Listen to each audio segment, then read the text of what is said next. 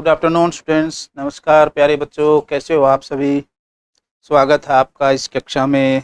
जैसा कि आपको पता ही होगा, क्योंकि जब आप तैयारी करने आते हो किसी भी फील्ड में, किसी भी एग्जामिनेशन की, तो आपको कम से कम इतना तो पता ही होगा कि सिलेबस क्या है, पैटर्न क्या है, किस चीज़ की क्लास है।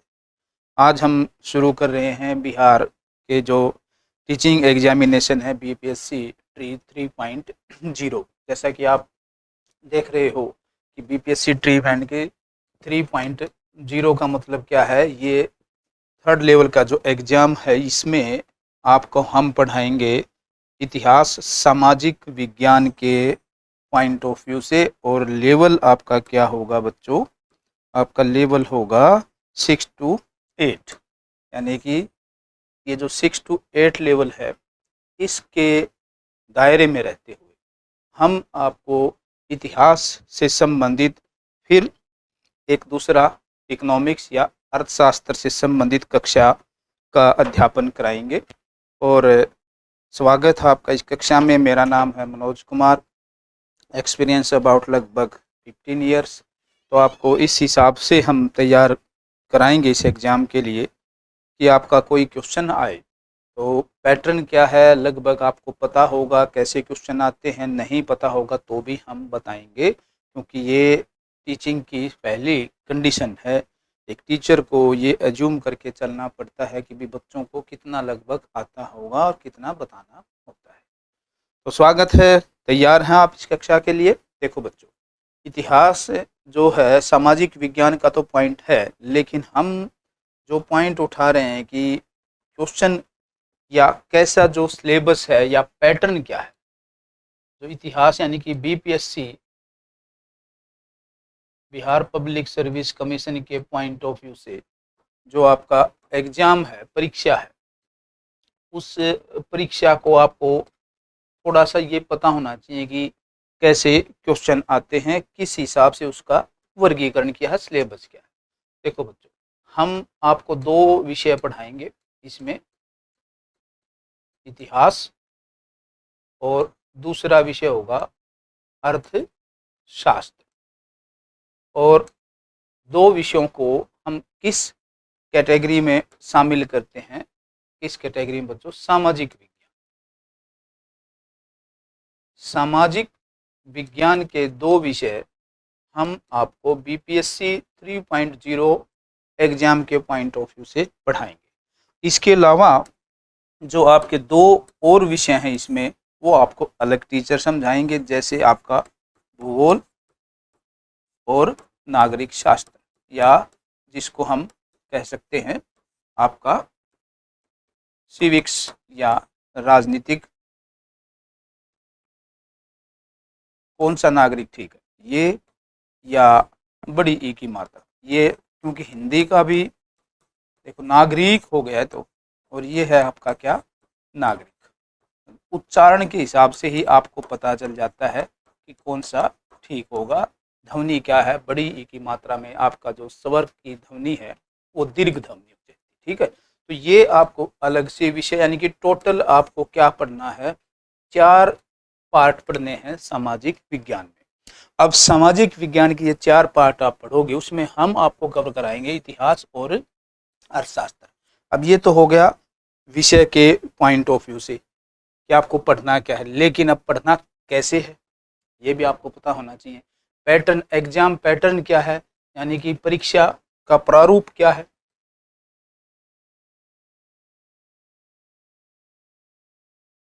परीक्षा का प्रारूप क्या है, यानी कि एग्जाम का पैटर्न कैसा है, क्या पार्ट है। ये जो लेवल है आपका, पहले तो आपको पता होना चाहिए बच्चों लेवल क्या है। तो लेवल है आपका 6 to 8 क्लास, मिडिल क्लास से संबंधित। सब्जेक्ट आपका है सामाजिक विज्ञान। अब एग्जाम में पार्ट कितने हैं इसमें, इस एग्जाम के पार्ट हैं बच्चों 3 पार्ट हैं इसमें।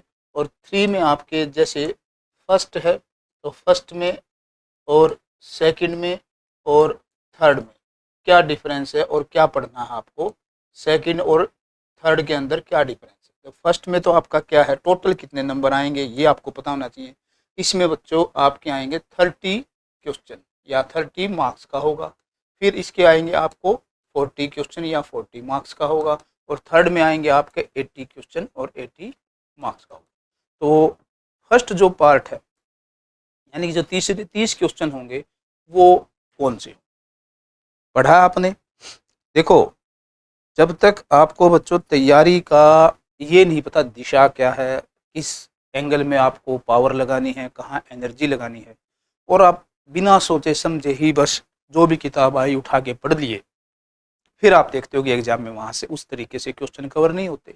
इसलिए अप्रोप्रिएट स्ट्रेटजी यानी कि उपयुक्त रणनीति बनानी पड़ती है, अदरवाइज आपकी मेहनत क्या हो जाएगी, खराब हो सकती है। तो जो पहला पार्ट है बच्चों उसमें क्या है, इंग्लिश, हिंदी और उर्दू, यानी कि यहाँ पर आपके क्या क्वेश्चन बनेंगे, इसमें आपके बनते हैं जैसे लैंग्वेज से संबंधित, भाषाई ज्ञान से संबंधित। तो भाषाई ज्ञान में आपके जैसे हिंदी है, इंग्लिश है, उर्दू है, और आपका बांग्ला का भी कुछ व्यवहारिक ज्ञान मांग रखा है जो लगते क्षेत्र हैं। इसमें जो सेकंड पार्ट है इसमें 40 क्वेश्चन में आपका सामान्य ज्ञान आएगा। सामान्य ज्ञान व जागरूकता, और यानी कि करंट अफेयर के भी कुछ पार्ट होंगे, कुछ रीजनिंग टाइप का भी कुछ विषय हो सकता है, गणित है नॉर्मल जो आपका एसएससी टाइप या कुछ और other one day exam type होता है उसमें। और इसी में आपका आएगा इतिहास के पॉइंट ऑफ व्यू राष्ट्रीय आंदोलन, यानी कि राष्ट्रीय आंदोलन से संबंधित कुछ क्वेश्चन इसमें आपको इतिहास के पॉइंट ऑफ व्यू से क्या करने पड़ेंगे, कवर करने पड़ेंगे। अब बचा बच्चों थर्ड क्वेश्चन, थर्ड पार्ट। अब इसमें थर्ड पार्ट में क्या आएगा ये भी आप देख लो, इसमें पूरा आपका जो एसएसटी है सामाजिक विज्ञान वो आएगा। अब जो सामाजिक विज्ञान है इसमें आपके ये चारों विषय हो गए जो आपको बताए, हिस्ट्री, ज्योग्राफी, पॉलिटी और इकोनॉमिक्स, इनसे संबंधित आपके विषय तीसरे पेपर में जो 80 क्वेश्चन आएंगे वो आएंगे। अब यहाँ एक नोटिफिकेशन है आपका जो हम डाउनलोड करते हैं या देखते हैं कि बीपीएससी का जो एग्जाम पैटर्न है उसमें क्या कुछ कंडीशन है। देखो, अगर आपने इसमें क्या दे रखा है कि इस पार्ट में यदि आपने सेकंड पार्ट में यदि आपने इतिहास चुन लिया, स्पेसिफिक लिखा हुआ है, तो थर्ड पार्ट में आपने इसके इक्विवेलेंट ऑप्शन या तो ज्योग्राफी लेना पड़ेगा या इकोनॉमिक्स लेना पड़ेगा या फिर क्या लेना पड़ेगा, एक पॉलिटी, यदि फर्स्ट सेकंड पार्ट में आप इतिहास कर रहे हो। अगर और की कंडीशन में भी आ सकता है बच्चों, सेकंड पार्ट में आपने भूगोल ले लिया, ठीक है, तो इस पार्ट में आपको हिस्ट्री, इकोनॉमिक्स और पॉलिटी के पॉइंट ऑफ व्यू से 80 क्वेश्चन इनमें से किसी एक को लेकर करने पड़ेंगे। तो टोटल आपका कितना हो जाएगा, ये आपका पैटर्न हुआ बच्चों, और इसके हिसाब से आपका जो टोटल मार्किंग होगी वो आपकी होगी 150 की। जिस हिसाब से क्वेश्चन का पैटर्न और सिलेबस अवेलेबल है, प्रॉपर सिलेबस कहीं भी सर्टिफाई कहीं दिया हुआ नहीं है, जैसा कि हमने रिसोर्स से पता करने की कोशिश की है। तो यदि फर्स्ट पार्ट में आप सेकंड पार्ट, ये तो है कॉमन सब के लिए, सेकंड में यदि आप कोई ऐसा पार्ट लेते हो जैसे एसएस का, तो उसको छोड़कर थर्ड में आपको करना पड़ेगा, जैसा कि नोटिफिकेशन बीपीएससी की साइट पे है। ये आपके सारा जो लेवल होगा, ये यहाँ पर ध्यान रखना बच्चों, जो स्टेट लेवल की SCERT बुक हैं या जो नेशनल लेवल की NCERT बुक हैं, इनसे संबंधित आपके एग्जाम का क्या होगा, लेवल। तो यहाँ एक थोड़ा सा आपको आइडिया हो गया कि क्वेश्चन कैसे बनेंगे और क्या हमें पढ़ना है। तो लगभग इस तरीके से 6 to 8 लेवल का जो माध्यमिक या मध्य विद्यालय का अध्यापक एग्जाम है, शिक्षा विभाग के अंतर्गत। उसमें आपका एसएसटी सामाजिक विज्ञान, ये आपका थर्ड पेपर है। किसी का साइंस है, किसी का मैथ है, किसी का कोई लैंग्वेज है, किसी का एसएसटी है। तो जिसका एसएसटी है भाई, जैसे सीटेट में भी अलग अलग पार्ट हो जाते हैं, आपने देखा होगा कि भाई एसएस वाला एसएस करेगा और साइंस वाला साइंस पार्ट करेगा, मैथ और इंग्लिश, मैथ और साइंस, और किसी का लैंग्वेज है तो लैंग्वेज के हिसाब से चला जाता है। तो बाकी वो आपके फिर third PGT level exam, secondary senior secondary exam, वो अलग लेवल के हो जाते हैं। तो यहाँ आपका क्वेश्चन आपको पता चल गया कि पैटर्न कैसे होंगे। तो पहले में 30 क्वेश्चन होंगे, दूसरे में 40 क्वेश्चन होंगे, तीसरे में 80, टोटल आपके 150 और 2 घंटे 30 मिनट। टाइम भी आपको पता होना चाहिए। टाइम होगा आपके एग्जाम का 2 घंटे 30 मिनट, यानी कि 2.5 घंटे का एग्जाम होगा। सेम पैटर्न जैसे सीटेट में आपका होता है। तो क्लियर हो गया आपको, यानी कि मध्य विद्यालय का exam level 6 to 8 exam pattern ये होगा। एसएसटी आपका सब्जेक्ट होगा। इसमें हम आपको 2 सब्जेक्ट कराएंगे, हिस्ट्री एंड इकोनॉमिक्स। क्लियर यहाँ तक? एक ड्राफ्ट बन गया आपकी क्लास का, क्योंकि जैसे हमारे संविधान का ड्राफ्ट है, ड्राफ्ट का मतलब क्या होता है, एक खाका, एक सांचा, एक प्रारूप होता है कि इसमें हमने क्या क्या चीज़ें शामिल की हैं और कैसे की। ऐसे ही आपका इस एग्जाम का ड्राफ्ट तैयार हो गया, आपको पता चल गया कैसे क्वेश्चन, क्या सिलेबस है, किस पैटर्न में आएगा, कितने क्वेश्चन किसके आएंगे। अब हम अपनी क्लास जो है वो रेगुलर मोड में शुरू करेंगे। तो आपका जैसा कि इसमें सिलेबस दे रखा है बच्चों, जो सेकंड पार्ट है उसमें इन्होंने भारतीय राष्ट्रीय आंदोलन और भूगोल दे रखा है। अगर आपने भारतीय राष्ट्रीय आंदोलन यानी कि हिस्ट्री चुना है तो अगले पार्ट में आपको हिस्ट्री करने की जरूरत नहीं है, आप कर सकते हो जियोग्राफी, इकोनॉमिक्स, पॉलिटिक्स। अगर आपने पहले पार्ट सेकंड पार्ट में भूगोल चुना है तो फिर सेकंड पार्ट में आपको भूगोल करने की जरूरत नहीं है, फिर आप करोगे हिस्ट्री, इकोनॉमिक्स और पॉलिटिक्स। ये चीज़ क्लियर है, ध्यान रखना। कहीं यहाँ पर इतिहास करके यहाँ फिर इतिहास करने लग जाओ ना, ये ध्यान रखना, ये बहुत ज़रूरी है। फिर आप बोलोगे वो सर गलती हो गई, मेरा तो की हुई मैंने सारी खराब हो गई। तो इसलिए किसी भी एग्ज़ाम को देने से पहले आपको पता होना चाहिए कि एग्ज़ाम का पैटर्न क्या है, सिलेबस क्या है, क्राइटेरिया क्या है, लेवल क्या है। लेवल आपका NCERT, SCERT 6 to 8 class, pattern आपका 150 क्वेश्चन, टाइम आपका 2.5 घंटे, 3 कैटेगरी में पेपर होगा, 3 पार्ट में भाषाई ज्ञान से संबंधित, फिर सामान्य ज्ञान, जागरूकता, मैथ, इंग्लिश, रीजनिंग और राष्ट्रीय आंदोलन और भूगोल। राष्ट्रीय आंदोलन और भूगोल। तो इसमें से आपने जो एक चीज़ ऑप्शन ले लिया ना, उसको छोड़ के फिर अगले तीसरे में आपको फिर वो 80 क्वेश्चन करने हैं। मेरे हिसाब से अब तक आपको पता हो गया होगा, समझ में भी आ गया होगा कि हमें क्या तैयारी करनी है, किस लेवल की करनी है। क्लियर?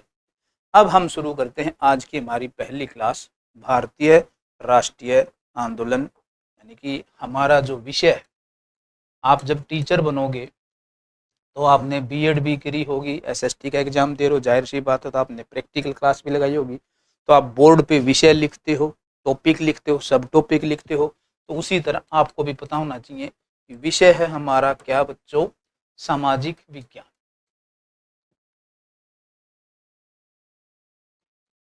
विषय है हमारा सामाजिक विज्ञान। ठीक, एग्जाम। और इसमें सब सब्जेक्ट यानी कि उप विषय, सब सब्जेक्ट हमारी क्लास के होंगे। तो एक आपका होगा इतिहास और दूसरा होगा आपका अर्थशास्त्र। अब हम बात करते हैं कि इतिहास में हमारा क्या। ठीक है, अब पहली क्लास हमारी क्या है बच्चों, इतिहास। और इतिहास में जो आपका सिलेबस दे रखा है वो दे रखा है भारतीय राष्ट्रीय आंदोलन। ये आपने पढ़ना है। अब कई बच्चे क्या गलती करते हैं यहाँ पर, वो भी हम बताएंगे। स्पष्ट स्पेसिफिकेशन दे रखा आपका, भारतीय राष्ट्रीय आंदोलन इतिहास के अंतर्गत ये आपका क्या है, टॉपिक है। यानी कि ये टॉपिक्स हैं, यानी कि बल्कि एक ही है, टॉपिक भी नहीं लगा सकते ये हम। तो आपका टॉपिक क्या है? भारतीय राष्ट्रीय आंदोलन। ये आपको इतिहास के दृष्टिकोण से पढ़ना है। अर्थशास्त्र में आपका हम आगे बताएंगे क्या पढ़ना है, नेक्स्ट क्लास जो आएगी। ठीक है, अब आपको पता होना चाहिए एक कि जो भारतीय राष्ट्रीय आंदोलन है, एक चीज मैं और आपको बताऊंगा, जहां बच्चे गलतियां करते हैं वो गलती आपको नहीं करने देंगे हम। होता क्या है बच्चों, जैसे मैं अभी आपको पढ़ा रहा हूँ, समय के हिसाब से आपका सब्जेक्ट अच्छे लेवल से पूरा होना चाहिए। उसके लिए ज़रूरी है कि कम समय में अधिक से अधिक अचीवमेंट मिले। अब आप क्या करोगे, जैसे मैं यहाँ समझा रहा हूँ, तो आप पहली गलती क्या करोगे, साथ साथ लिखने की कोशिश करो। उसमें आपका ध्यान उस तरह नहीं बन पाएगा जिस तरह टीचर बनवाना चाहता है। आपको क्या करना है कि साथ साथ नहीं लिखना।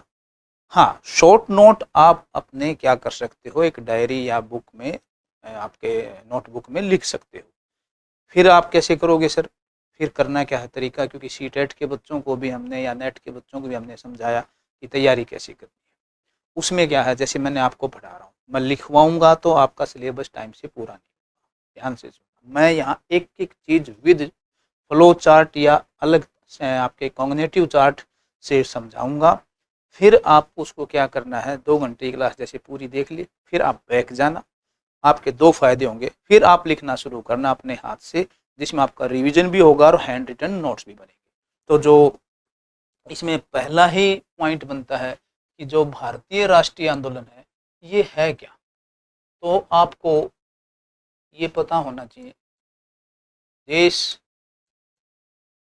और राष्ट्र में क्या फर्क। क्योंकि सामाजिक विज्ञान के आप टीचर बनोगे तो कोई बच्चा पूछ ले कि देश और राष्ट्र में क्या फ़र्क होता है, आपको पता होना चाहिए। देखो, ये जो हमारा प्यारा भारत है, ये सिर्फ एक भौगोलिक टुकड़ा मात्र है क्या?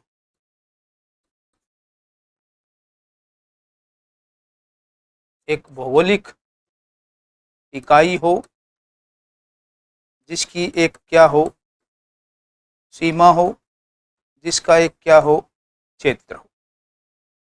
ये सिर्फ यहीं तक सीमित है, या आपने वो देखा, घर आजा परदेसी तेरा देश बुलाए है, ए मेरे वतन के लोगों जरा याद करो कुर्बानी। उसमें ऐसा क्या हो जाता, आपके रोंगटे, जब लता जी ने ये गाना गाया था तो कहते हैं कि जवाहरलाल नेहरू उस वक्त रोने लगे थे, या जितने भी नेता थे।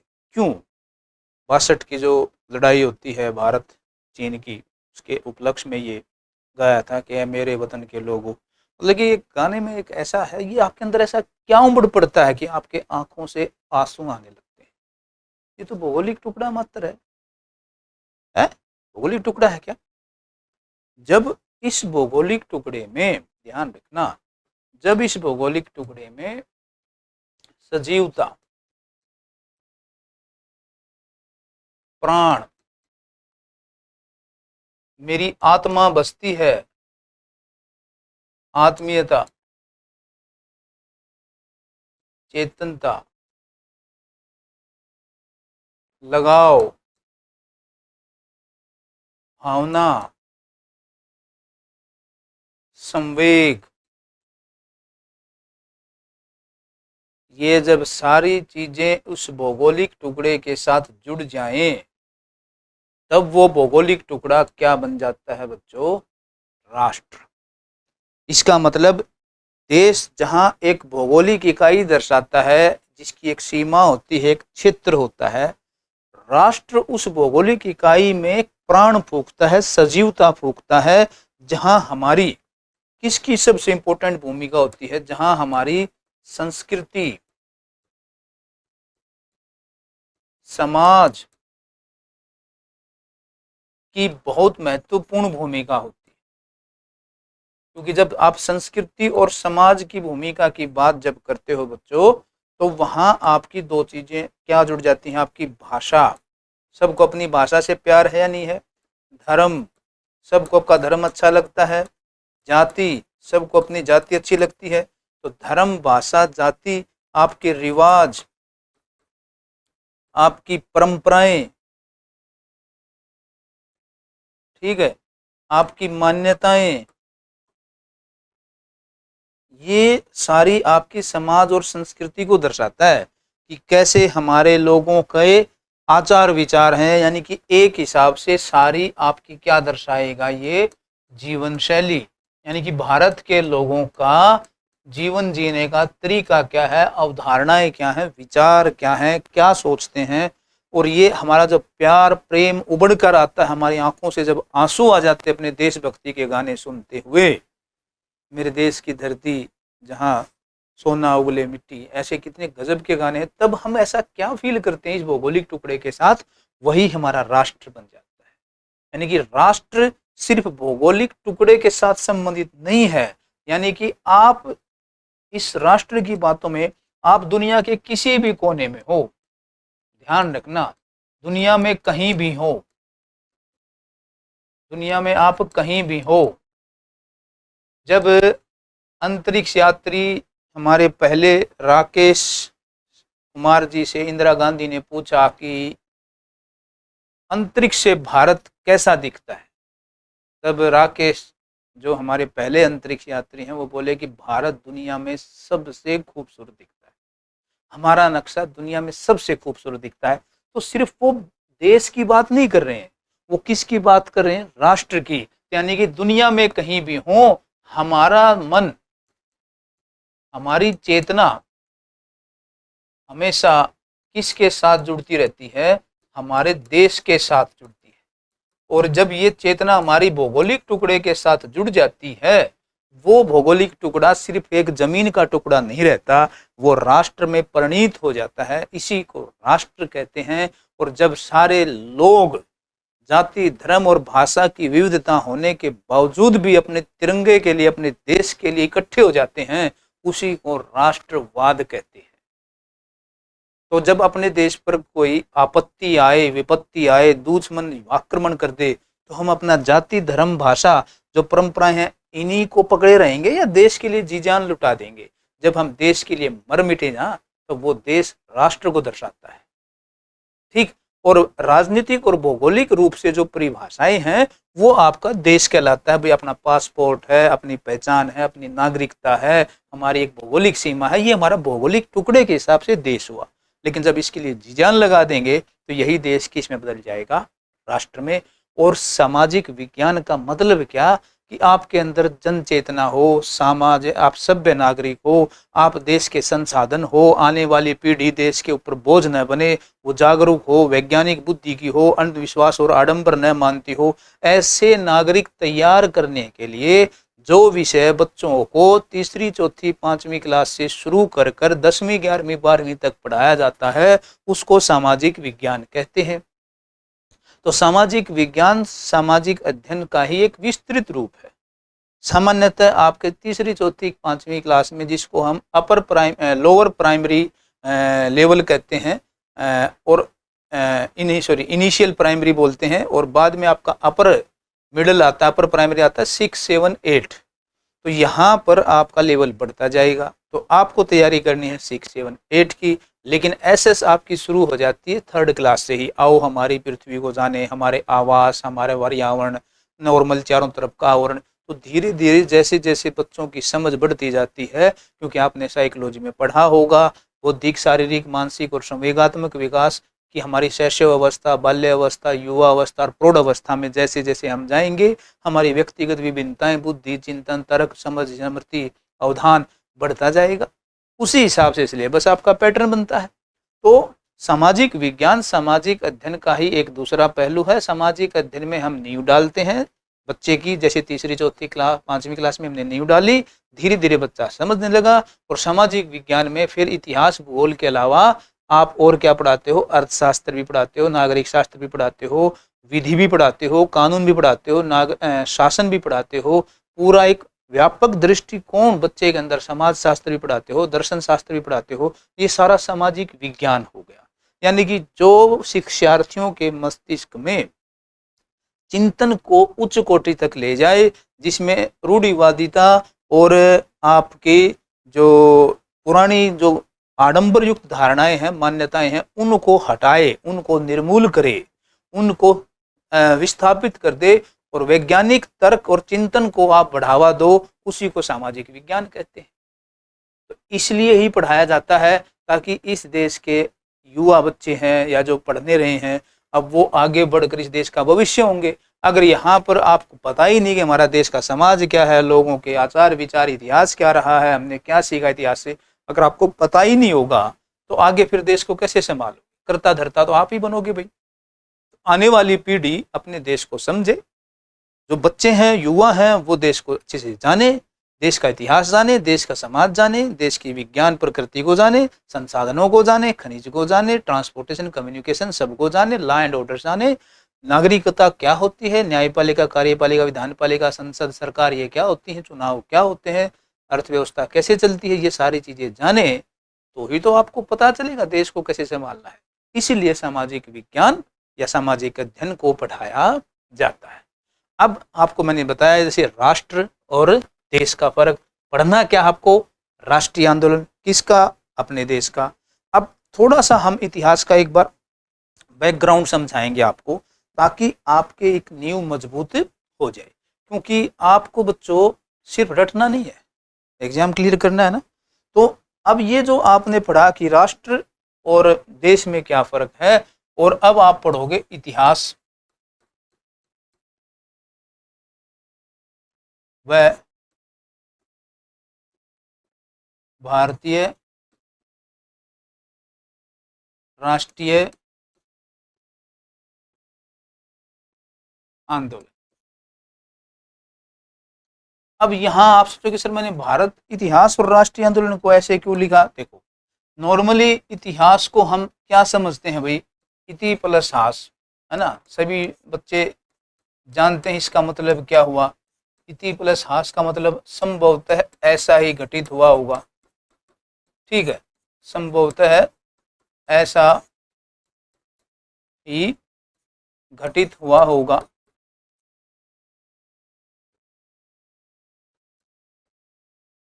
और इसलिए पुरानी जो घटनाएं हैं हम कैसे आइडिया लगाते हैं, उसके लिए इतिहास के आपके क्या होते हैं बच्चों, स्रोत होते हैं, यानी कि उसके जानकारी के स्रोत, जिसमें आपके बेसिकली 3 प्रकार के स्रोत होते हैं, जैसे पुरातात्विक, ठीक, साहित्यिक यानी कि कोई रचनाएं, और यात्री वृत्तांत यानी कि हुएनसान आया तो उसने क्या लिखी, फाइयान आया तो उसने क्या लिखी। क्योंकि हमें ये नहीं पढ़ना है, हमें सिलेक्टेड अप्रोच से तैयारी करनी होती है, क्या पढ़ना है क्या नहीं पढ़ना। तो ये जो स्रोत होते हैं, जैसे रामायण महाभारत है, जैसे वेद हैं, उपनिषद हैं, उनसे क्या जानकारी मिलती है। आपका नूनीज आया, इटली के यात्री आए, मैगस्थनीज आया, ह्वेनसांग आया, फाइयान आया, उन्होंने क्या लिखा, इनसे हमें जानकारी मिलती है। पुरातात्विक में जैसे सिक्के मिलते हैं, अभिलेख मिलते हैं, पांडुलिपियाँ मिलती हैं, ठीक है, और कोई हड्डियाँ मिल गई, अवशेष मिल गए, हड़प्पा सभ्यता की हमें कैसे जानकारी मिलती है, पुरातात्विक स्रोतों से मिलती है प्राचीन काल में। तो संभवतः ऐसा ही घटित हुआ होगा, इसलिए इतिहास का जो पिता है वो आपका क्या कहा जाता है बच्चों, हेरोडोटस, जो यूनानी इतिहासकार था, और इसने अपनी पुस्तक लिखी थी हिस्टोरिका, ठीक है। तो इसमें इस पुस्तक में ही उसने थोड़ा सा इतिहास को विधिवत रूप से अध्ययन का एक क्या बताया, पर्याय या परिचय दिया कि भी इतिहास किसे कहते हैं, हिस्टोरिका बुक में। और इसी के पॉइंट ऑफ व्यू से हम जो इतिहास है इसको बेसिकली 3 भागों में बांटते हैं बच्चों। एक प्राचीन इतिहास, ठीक, एक मध्यकालीन इतिहास समय के हिसाब से, मध्यकालीन इतिहास, प्राचीन इतिहास और आधुनिक इतिहास। ये समय के हिसाब से आपका जो इतिहास है वो इस प्रकार है। और आपका जो राष्ट्रीय आंदोलन है, मैं इसका थोड़ा सा समय बता देता हूँ, ये है आपका पाषाण काल से हम सामान्यतः मनुष्य के उद्भव से पढ़ते हैं, और ये लगता है लगभग आपका 712 एडी तक, ठीक है, 712 ईस्वी तक। और जो मध्यकालीन भारत है वो आपका लगता है 712 से लगभग 1707 एडी तक, जो औरंगजेब की मृत्यु होती है। जो आधुनिक भारत है बच्चों, वो आपका पढ़ना पड़ता है 1707 से लेकर लगभग 1964 AD तक, या जिसको हम बोलते हैं ईस्वी तक। फिर इसी का जो पार्ट है लगभग 1885 से लेकर 1947 तक जो गतिविधियां हुई हैं, वो आपका क्या कहलाता है, भारत का राष्ट्रीय आंदोलन का पार्ट कहलाता है। ये इसीलिए बताया है ताकि आपको थोड़ा सा पता चले कि इतिहास में हमें यहाँ से शुरुआत करनी है। इसलिए पुराने या मध्यकालीन या प्राचीन इतिहास को हमें नहीं पढ़ना। साथ ही इसमें एक चीज़ और है बच्चों कि ये देखो, अब साथ साथ लिखोगे तो ऐसे तो काम चलेगा नहीं, इसको समझना है। फिर आप जैसे ये चार्ट बना दिया, पूरी रामायण लिखने की जरूरत नहीं, इसी चार्ट से आप समझ जाओगे कि मेरे नोट्स कैसे बनेंगे। तो आपको भी ऐसे ही यूं का यूं उतार लेना, कोई दिक्कत नहीं, चाहे यूं का यूं लिख लेना, चाहे आपकी मेमोरी अच्छी है तो पढ़ते भी जाना और लिखते भी जाना, वो आपकी एबिलिटी पे डिपेंड है। अब ये समय के आधार पर तो ये वर्गीकरण हो गया, लेकिन समय के साथ साथ अवधारणा के आधार पर भी, अवधारणा या अर्थ के आधार पर भी आपको पता होना चाहिए कि इतिहास के भी कुछ और वर्गीकरण हैं। वो आपके कौन से हैं, वो भी आपके 3 प्रकार के इतिहास हो जाते हैं बच्चों, जिसमें हम कहते हैं जैसे प्राग इतिहास,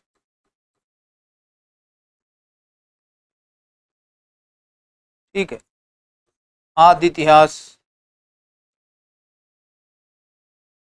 और इतिहास।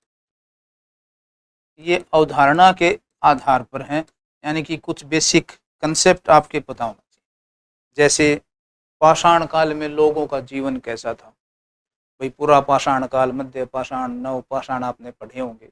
तो जो पाषाण काल के लोगों का जीवन था वो हमें पता कैसे चलता है भाई, कैसे पता चलता उनका जीवन कैसा था।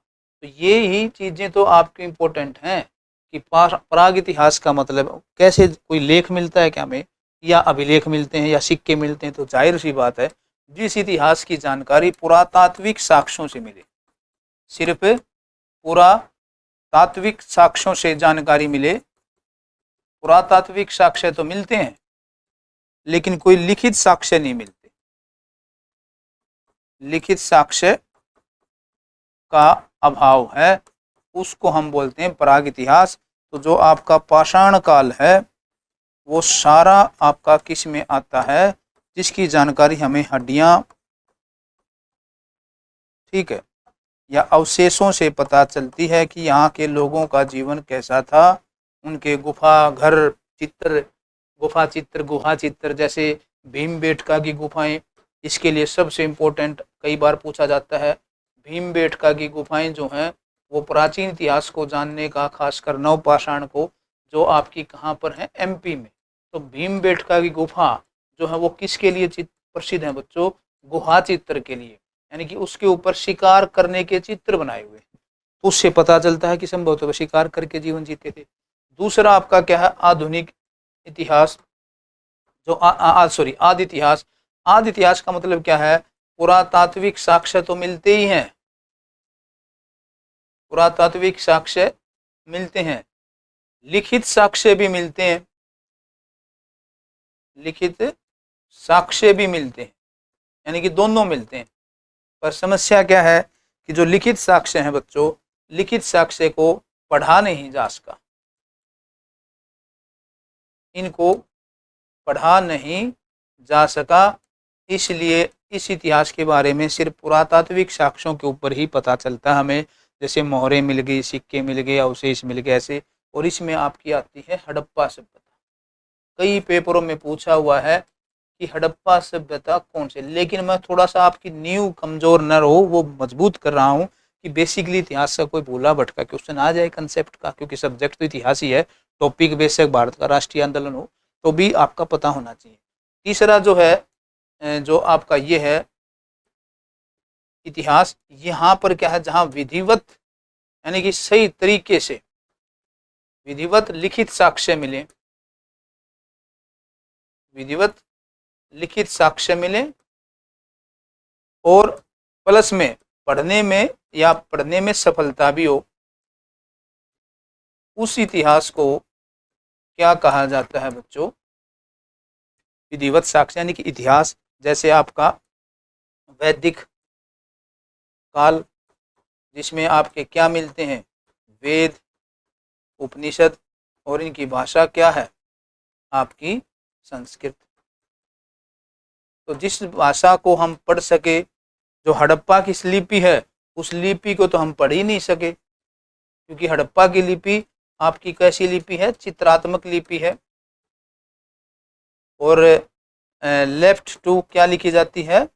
सॉरी, राइट टू लेफ्ट लिखी जा रही है, इसको हम पढ़ ही नहीं पाए हैं। तो कई बार ऐसे स्टेटमेंट के भी क्वेश्चन आपके पूछे हुए हैं बीपीएससी में, तो आपको बेसिक तो कम से कम पता ही होना चाहिए कि भाई कैसे क्वेश्चन पूछ सकते हैं। तो एक नॉर्मल मैंने इंट्रो दिया आपको। देखो कि इतिहास किसे कहते हैं, इतिहास का समय के आधार पर निर्धारण। देखो समय का निर्धारण कैसे होता है? मान लो मैं इधर बीच में खड़ा हूँ, आधा हिस्सा इधर है और आधा हिस्सा इधर, ठीक। तो यहाँ से आप घटते आओगे, जैसे हम समझा भी दें आपको,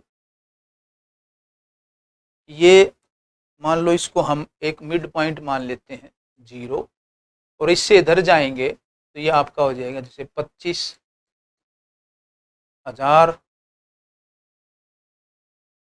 5,000। और ये जो 25 है, इसको हम इधर जाते हैं ना, 0 से इधर जाएंगे, इसको हम लिखेंगे बीसी, बिफोर क्राइस्ट। बीसी को हम बोलेंगे बिफोर क्राइस्ट, यानी कि हिंदी में हम क्या बोलेंगे इसको? ईसा पूर्व, क्योंकि 25 बीसी में ईसा मसीह का जन्म माना जाता है, ठीक है। ईसा मसीह का क्या माना जाता है? जन्म माना जाता है, जो बैथलेहम में हुआ था, जो आज आपका इजराइल और फिलिस्तीन का मामला चल रहा, वो इसी के कारण है, वो अपना अपना दावा करते हैं। तो ईसा मसीह का जन्म बैथलेहम आपका 25 बीसी में हुआ। तो इसको आज हम न्यू मॉडर्न में हम लिख सकते हैं, इसको BCE लिखते हैं, इसको खाली BC नहीं लिखते, इसको BCE का मतलब है बिफोर कॉमन एरा, ठीक है। और इससे इधर जाएंगे तो इसको हम लिखेंगे जैसे 100 AD, ठीक है। ऐसे ही आपका 1947 AD और आपका 2024 AD। AD का मतलब है आफ्टर डोमिनो, यानी कि ईसा मसीह के बाद। तो इसको हम समय को लिखते हैं बच्चों, इस समय को हम लिखते हैं ईस्वी। और वर्तमान समय में इसको हम कॉमन भाषा में हम क्या लिखेंगे? ACE। और ACE का फुल फॉर्म बनता है after common era, after common era. तो ये कई बार आ जाता है, कई बार क्वेश्चन, तो ये ध्यान रखना, गड़बड़ मत कर देना कि ACE की फुल फॉर्म और BC, यानी कि इससे हम जितना इधर जाएंगे उससे आपकी, यानी कि जितना हम इधर जाएंगे उतना ही पुराना समय होता जाएगा। तो 5000 BC का मतलब क्या हुआ? जो हड़प्पा सभ्यता है वो लगभग आपकी 5000 BC के आसपास मानी जाती है औसतन। तो ये आपकी किसको दर्शाता है? हड़प्पा सभ्यता को, ठीक है। और 1000 BC में आपका क्या माना जाता है? लगभग उत्तर वैदिक काल। तो यानी कि उत्तर वैदिक काल आपका क्या आया है? बाद में आया है। और हड़प्पा सभ्यता उससे क्या थी? पहले थी। ऐसे ही 1947, यानी कि जितना हम इधर आएंगे, जितना हम इधर जाएंगे, इतना हम वर्तमान की तरफ आएंगे, नए की तरफ आएंगे। तो 2024 आज है और 1947 में हम क्या हुए थे? स्वतंत्र हुए थे। तो इस तरह समय का क्या होता है? निर्धारण होता है कि BCE क्या है, ACE क्या है। BC और AD, यानी कि अब AD नहीं यूज करते हम, इसको ACE आफ्टर कॉमन एरा बोलते हैं, और नॉर्मली ईस्वी ही बोलते हैं हिंदी में। क्लियर है? तो ये आपका मैंने थोड़ा सा एक बैकग्राउंड क्लियर करने की कोशिश की है कि इतिहास का सामान्य अर्थ क्या है, विभाजन क्या है। और अब हम थोड़ा सा पढ़ेंगे कि भारतीय राष्ट्रीय आंदोलन का जो विषय है उसकी हम शुरुआत विधिवत रूप से करेंगे। राष्ट्र और देश का मैं डिफरेंस आपको समझा चुका हूँ कि क्या मतलब होता है राष्ट्र और देश का, क्या डिफरेंस है, क्यों हम कैसे किस तरह राष्ट्र के अंदर परिणीत करते हैं अपने आप को। इसीलिए राष्ट्रीय प्रेम के गीत होते हैं, कविताएं होती हैं, वीर रस की कविताएं होती हैं। हिंदी में जो आपके रस हैं, 9 रस हैं बेसिक मूलतः, तो उसमें एक वीर रस भी है। वीर रस की कविताएं, खूब लड़ी मर्दाना वह तो झांसी वाली रानी थी, याद आया आपको कुछ? रामधारी सिंह दिनकर की कविताएं याद आई? एक आपके सतपुड़ा के जंगल है। तो अलग अलग रस, अलग अलग कविताएं, श्रृंगार रस, वात्सल्य रस, प्रेम रस, अलग अलग रस होते हैं। उसमें एक वीर रस भी होता है। तो जब वीर रस की बात आती है तो छत्रपति शिवाजी, महाराणा प्रताप, आपके सम्राट अशोक या महाराणा सांगा, इनकी महान गाथाएं हैं, लक्ष्मीबाई जी की गाथाएं हैं। इनको कविता के रूप में प्रस्तुत करना, तो आपके अंदर क्या रोंगटे खड़े नहीं होते? क्या आपके अंदर एक जोश नहीं आता? वही राष्ट्र प्रेम होता है और उसी को राष्ट्रवाद कहते हैं। ये कब आया भारत के अंदर? अब देखो, भारत में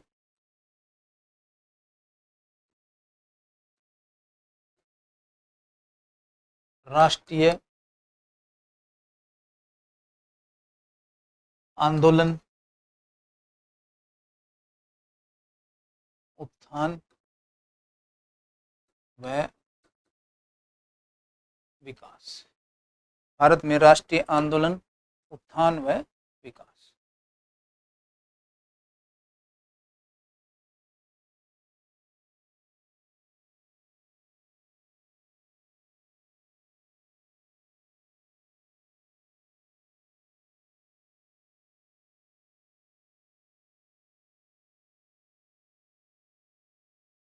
कैसे आपके क्वेश्चन आते हैं,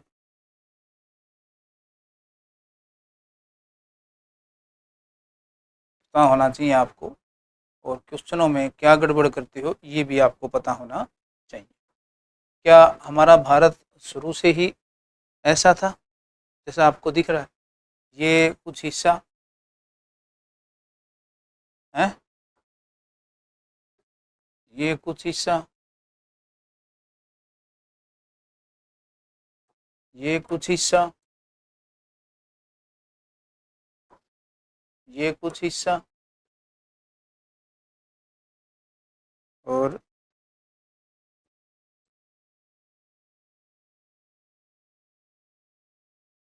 क्या है ये? कुछ समझ में आया है?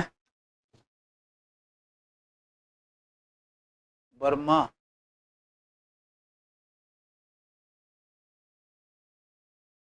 भूटान,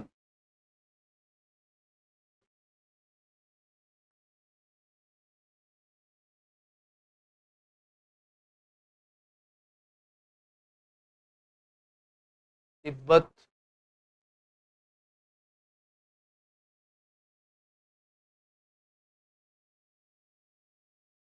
नेपाल,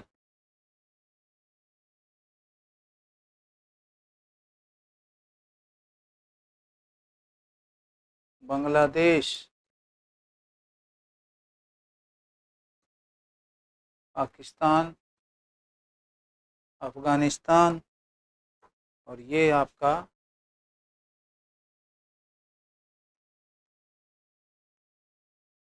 ईरान।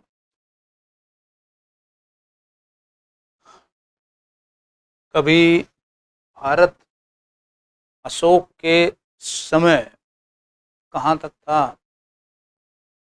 ईरान तक। और कुषाण समय में भी अफगानिस्तान और ईरान, और ऊपर थोड़ा सा चाइना, तिब्बत का हिस्सा भारत तक। और ये आपका पीओके, पाक ऑक्यूपाइड कश्मीर। क्या ये सारा वापस मिल सकता है? अब दुनिया हिल जाएगी। इस सब को मिला दो तो ये अखंड भारत है। ये आपका सब 1935 के एक्ट से बर्मा अलग हो गया। तिब्बत आपका 1962 में चीन ले गया। भूटान आपका भारत का हिस्सा था, पाकिस्तान 47 में, अफगानिस्तान लगभग 1846 के आसपास। ये सारे हिस्से अंग्रेजों के तोड़े हुए हैं। तो कहाँ गया ये सारा? ये राष्ट्र प्रेम आपका इतना उमड़ जाए कि हम चाहते हैं कि हमारा वापिस दे दो भाई, इंडिया हमारा, हमारा पूरा भारत वापिस दे दो, ईरान का कुछ हिस्सा।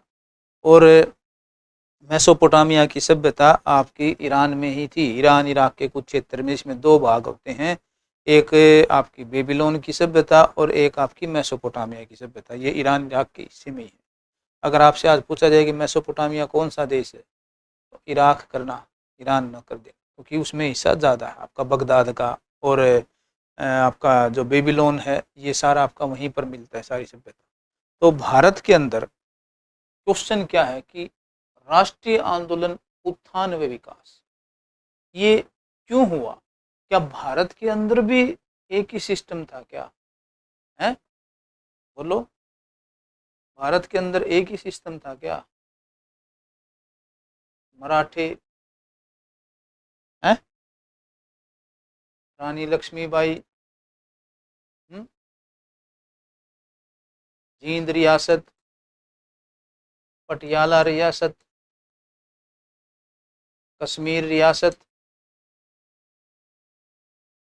है, राजपुताना, यहाँ पर हैदराबाद का नवाब, यहाँ पर टीपू, यहाँ पर बंगाल, यहाँ पर अवध। कुछ ऐसा ही था क्या? ये सारा आपका बंगाल था टोटली। तो हैदराबाद, टीपू, मराठे, बंगाल, अवध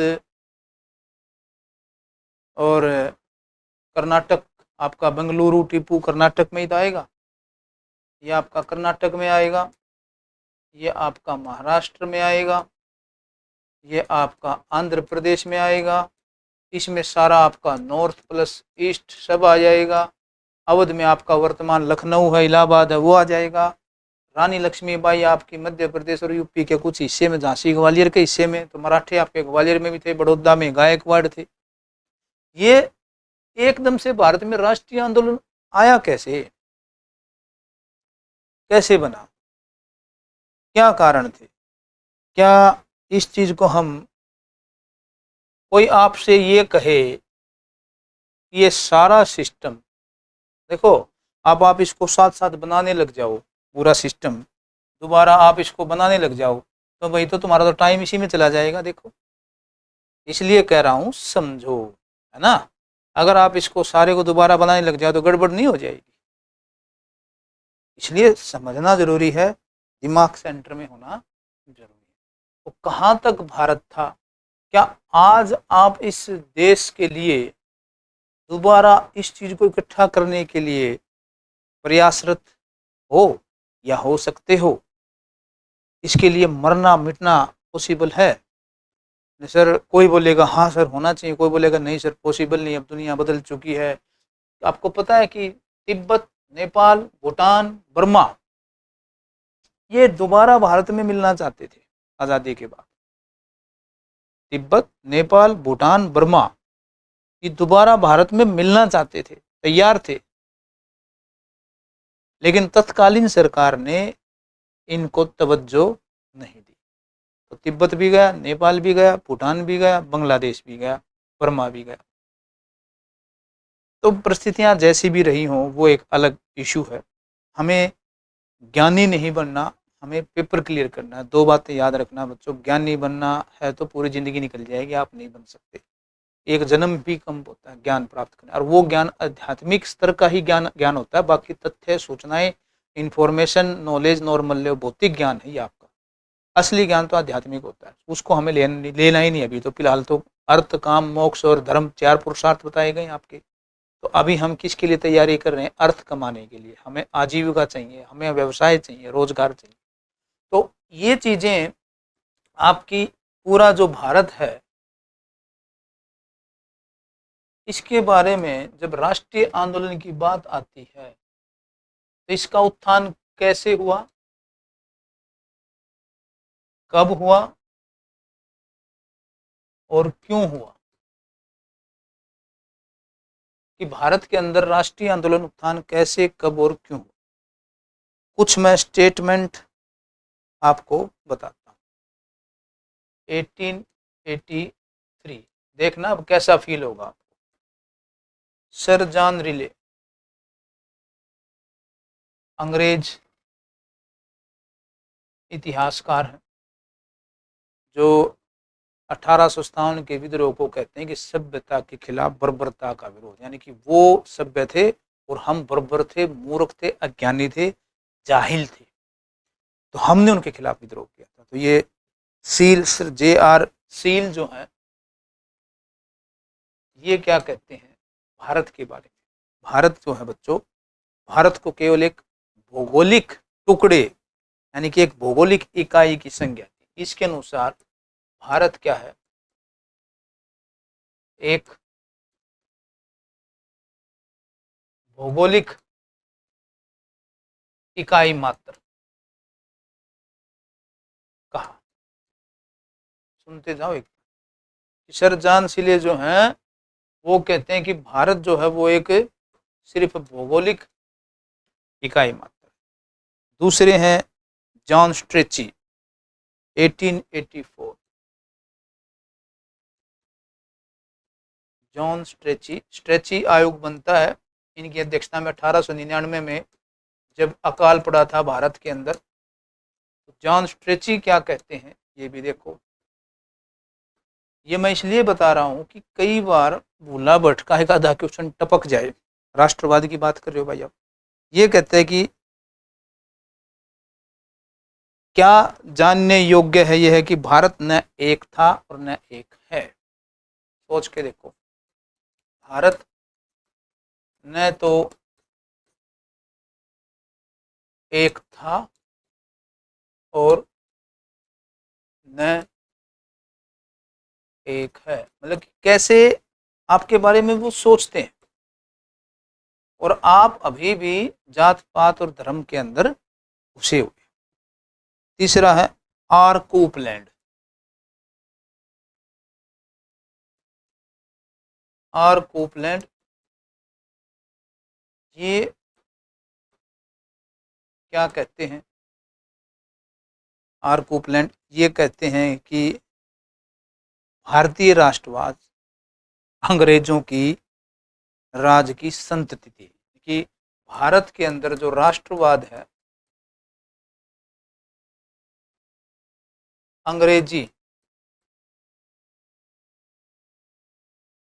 राज की संतति, संतति का मतलब हम क्या कह सकते हैं, संतान। ये कहता है कि अंग्रेज ही नहीं आते तो तुम्हारे अंदर राष्ट्रवाद पनपता ही नहीं। अंग्रेज नहीं आते तो तुम्हारे अंदर राष्ट्रवाद पनपना ही था, यानी कि अंग्रेजों ने तुम्हें यूनाइट किया, इकट्ठा किया। कोपलैंड कहता है। जॉन स्ट्रेची कहता है भारत न तो एक था और न ही एक है, और संभवतः एक होगा भी नहीं। कुछ लोग ऐसे हमारे देश के अंदर भी हो सकते हैं जो इनकी बातों से सहमत हो सकते हैं कि सर जॉन सिले कहता है कि भारत एक भौगोलिक इकाई मात्र है, यानी कि आपका जो ये भौगोलिक इकाई मात्र है, इसका मतलब क्या, टुकड़े से ऊपर कुछ नहीं है। शुरू में मैंने आपको क्या समझाया था, राष्ट्र और देश में क्या फर्क। तो क्या भारत के अंदर ये ऐसा इन्होंने क्यों कहा, मैंने आपको ये बताया अभी। कहीं अवध है, कहीं बंगाल है, कहीं मराठे हैं, कहीं टीपू है, कहीं हैदराबाद है, कहीं आपके जींद की रियासत है, कहीं राजपूताना में आपस में आपकी भरतपुर की रियासत, जाट रियासत है, जयपुर है, अलवर है, अजमेर है, कोटा है, बूंदी है, जैसलमेर है, मारवाड़ है, करौली है, उदयपुर है। कितनी रियासतें थी, 563 रियासतें थी भारत जब आजाद हुआ। ये तो मोटी मोटी रियासतें हैं। जब हम आजाद होते हैं तो हमारे देश में 563 रियासतें थी। तो भाई ये कहाँ, अब कोई बोल लेगी यार ये तो कहीं कहीं काइट कहीं का रोड़ा, भानुमति ने कुनबा जोड़ा। तो उस हिसाब से तो फिर वो कहीं ना कहीं ये हाल देखकर सही करे। और किस कदर हम 1947 में लड़े, कितने दंगे हुए, 1921 में मोपला के अंदर दंगे हुए, 1905 में दंगे हुए, भारत के अंदर 1935-36 में भी दंगे हुए। तो ये उस हिसाब से तो ये बोल रहे हैं, तो ये कहीं ना कहीं ठीक भी लगता है कि हम आपस में लड़ते रहे हैं। ये भी आपस में लड़ रहे थे, मराठी टीपू आपस में लड़ रहे हैं। यहाँ बंगाल की बात हो रही है तो बंगाल में आपका प्लासी का युद्ध होता है, बक्सर का युद्ध होता है, फिर आपका 1857 का विद्रोह होता है। सब कहते हैं कि ये आपस में अपनी रियासत के लिए लड़ रहे थे। तो क्या भारत सच में एक ही था? तो भारत के अंदर एकता आने का कैसे आई, या राष्ट्रीय आंदोलन के उत्थान के कारण क्या है?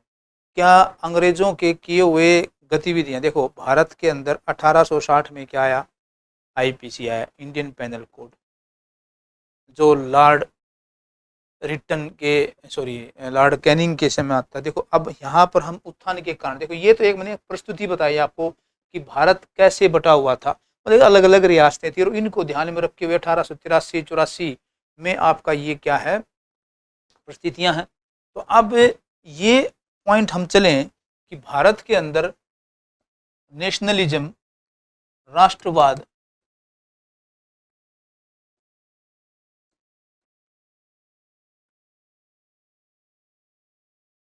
या राष्ट्रीय आंदोलन क्या अंग्रेजों की देन है? एक छोटा सा पिद्दा सा देश, एक छोटा सा पिद्दा देश पूरी दुनिया पे राज करेगा, जो हमारे मुश्किल से हरियाणा जितना है, तो या ज़्यादा ज़्यादा आपका पंजाब और लगा लो, वो देश कह रहा है कि भारत न तो एक था न एक है। वो कहीं ना कहीं उन्होंने देखा होगा। दूसरी बात, जहाँ राष्ट्रवादी करे कि हमारी राज की संतति है, हमारे राज नहीं होता तो तुम्हारे यहाँ राष्ट्रवाद ही नहीं होता। वहाँ पर पहला स्कूल, एक फॉर्मल स्कूल 18वीं सदी में शुरू होता है। फॉर्मल स्कूल यानी कि जहाँ जैसे आज हमारे यहाँ विद्यालय है ना, वहाँ पर विद्यालय 18वीं सदी के उत्तरार्ध में शुरू होता है। जब जहाँ हमारे यहाँ लाखों गुरुकुल होते थे, उनके यहाँ सिविल राइट मूवमेंट होता है, सिविल वार होते हैं 16वीं सदी में। 16वीं सदी में उनके यहाँ, 17वीं सदी में उनके यहाँ सिविल राइट होते हैं, सिविल वार के लिए, यानी कि 3 युद्ध होते हैं, तब उनको थोड़े बहुत अधिकार मिलते हैं। हमारे यहाँ उस वक्त अकबर का साम्राज्य था, उससे पहले हमारे अशोक, औरंगजेब, अशोक का था, चंद्रगुप्त मौर्य का सम्राट था, और गुप्त थे, कनिष्क थे, जितने बड़े बड़े साम्राज्य थे। तो वो भारत एक नहीं था। फिर अगर भारत के अंदर राष्ट्रवाद या राष्ट्रीय आंदोलन अंग्रेजों की संतति है, तो वास्को डी गामा क्या करने आया था? वास्को डी गामा ने 1498 में किसकी खोज की? मैगस्थनीज क्या करने आया था? ह्वेन सांग और ये फाहियान क्या करने आए थे? और आपका सिकंदर किसके ऊपर आक्रमण करने आया था? महमूद गजनवी और मोहम्मद गोरी यहाँ पर क्या घूमने आए थे, पिकनिक बनाने आए थे? अगर भारत एक ही नहीं था तो? बेशक हमारे यहाँ छोटे छोटे राज्य हुए हैं, लेकिन कहीं ना कहीं एक सूत्र, एक भावना से वो संबंधित थे। तो हम सिर्फ उनकी बातों पर ध्यान नहीं दे सकते कि तुम आए तो हमारे देश के अंदर क्या हुआ, राष्ट्रवाद की भावना पैदा हुई। तो अब यहाँ कारण की हम बात करें कि राष्ट्रीय आंदोलन के कारण, देखो हम 2 भागों में बांट सकते हैं बच्चों। 1885 के बाद तो आपका पूरा राष्ट्रीय आंदोलन ही चलता है, ठीक है, और 1885 से पहले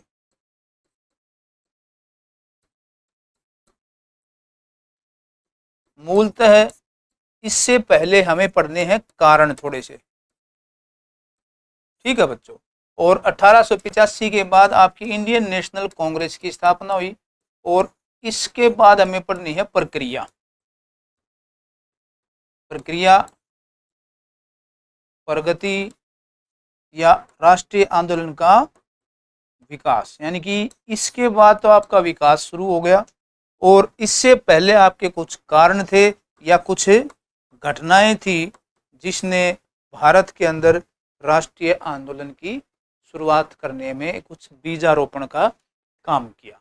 तो यहाँ हम पढ़ेंगे कि कांग्रेस से पहले भी हम कुछ क्या पढ़ेंगे, यानी कि इससे पहले कुछ संस्थाएं बनी भारत के अंदर।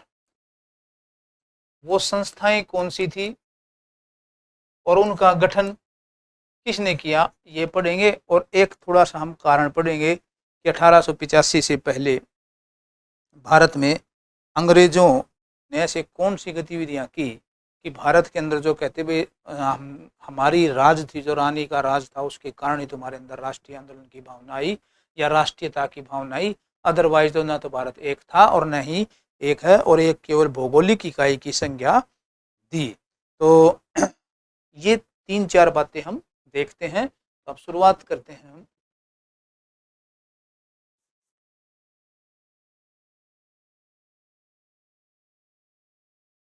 देखो, अंग्रेजी राज का प्रभाव।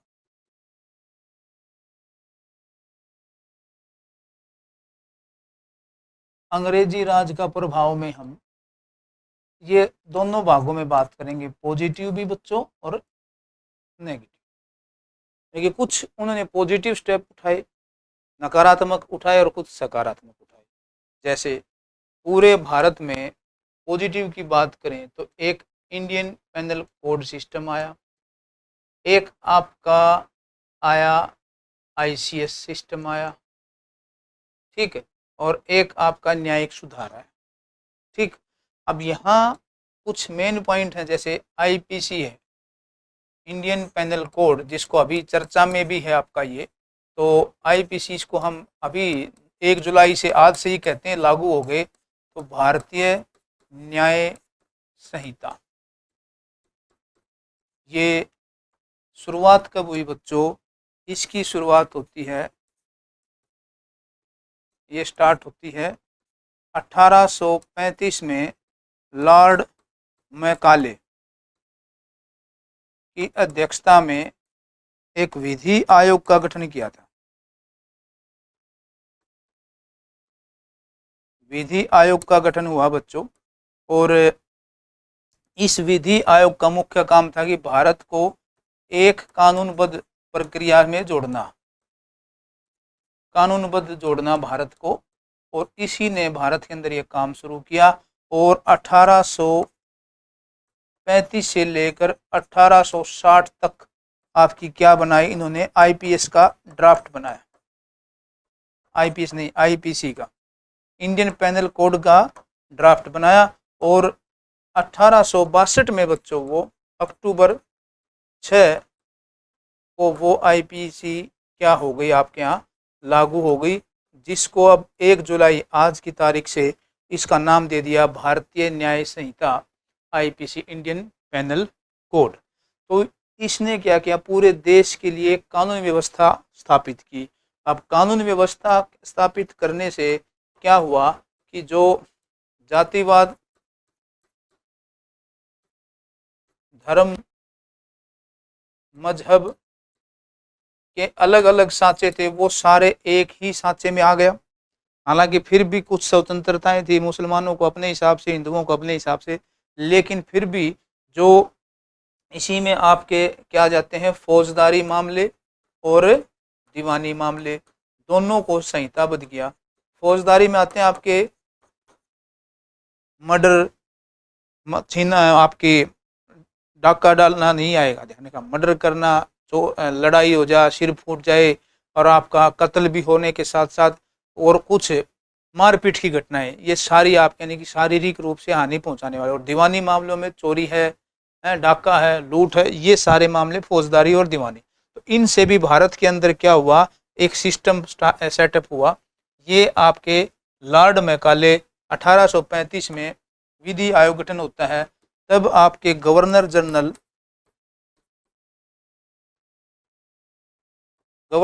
कौन है आपके? Lord William Bentinck.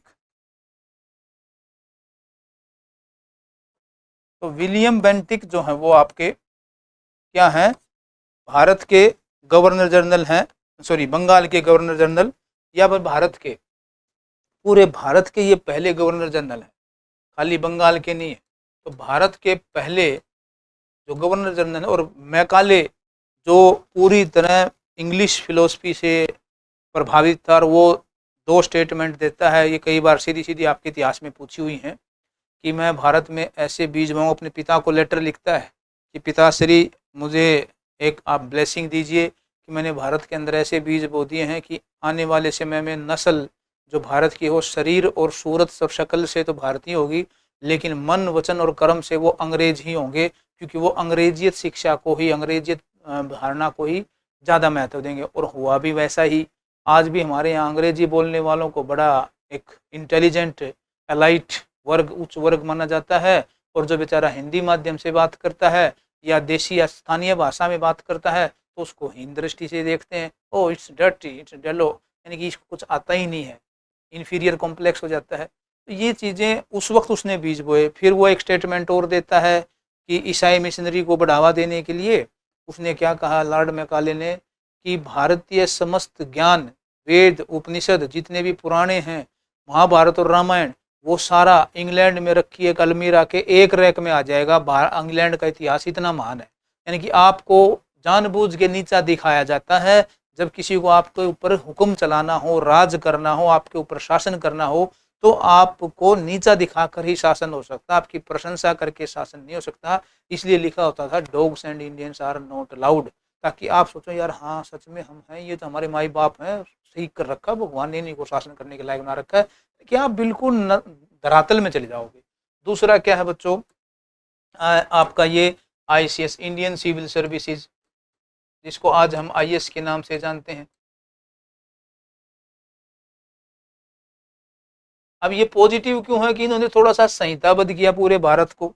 CRPC आया 1873 में, बाद में आपका 1892 में, और आपका फिर वो सिस्टम बन गया CRPC। अब आपका नए तरीके से लागू होगा 1 जुलाई से, तो IPC, CRPC और आपका तीसरा है एविडेंस एक्ट। तीनों जो हैं वो आपके 1 जुलाई 2024 से नए तरीके से लागू हुए हैं। हालांकि वो पूरी तरह अमली जामा उनको पूरी तरह IPC, CRPC और एविडेंस एक्ट को पूरी तरह नहीं बदला, कुछ काम चलाओ संशोधन में।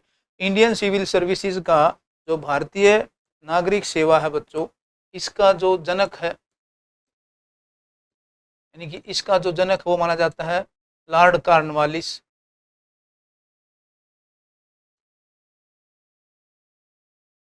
तो पूरे भारत के अंदर एक प्रशासनिक जिसका कार्यकाल था 1786 से 1793, और इंडियन सिविल सर्विस में एक आपका पद आता है बहुत इम्पोर्टेंट, मंडलाधिकारी, मंडलाधीश भी बोल सकते हैं, कमिश्नर जिसको हम बोलते हैं। तो मंडलाधिकारी का जो पद है वो किसने बनाया था, विलियम बेंटिक ने, जो आपके वो गवर्नर जनरल हैं। तो विलियम बेंटिक ने ये आपका क्या करा था, इस पद का निर्माण किया था। तो मंडलाधिकारी यानी कि मंडलाधीश जो होता है आपका, कमिश्नर जिसको बोलते हैं, आयुक्त भी हम बोल सकते हैं, तो वो पद आपका विलियम बेंटिक ने। और लेकिन सिविल सर्विस की जनक लॉर्ड कॉर्नवालिस, और इसकी शुरुआत कई बार ऐसा भी आ जाता है, एक फॉर्मल तरीके में नहीं, एक काम चलाऊ शुरुआत का माना जाता है वारेन हेस्टिंग्स को, लेकिन उसको सही खाखा 1772 से 1786 के बीच, यानी कि कॉर्नवालिस से पहले शुरुआत तो उसने कर दी थी, लेकिन वो उस रूप में नहीं थी जिस रूप में विधिवत सेटअप किया जाए, बकायदा पूरा डिस्ट्रिक्ट मजिस्ट्रेट, DM या SDM, इस टाइप के आप जो पद सुनते हो, ये सारे आपके विधिवत करने का काम, संहिताबद्ध करने का काम कॉर्नवालिस को दिया जाता है।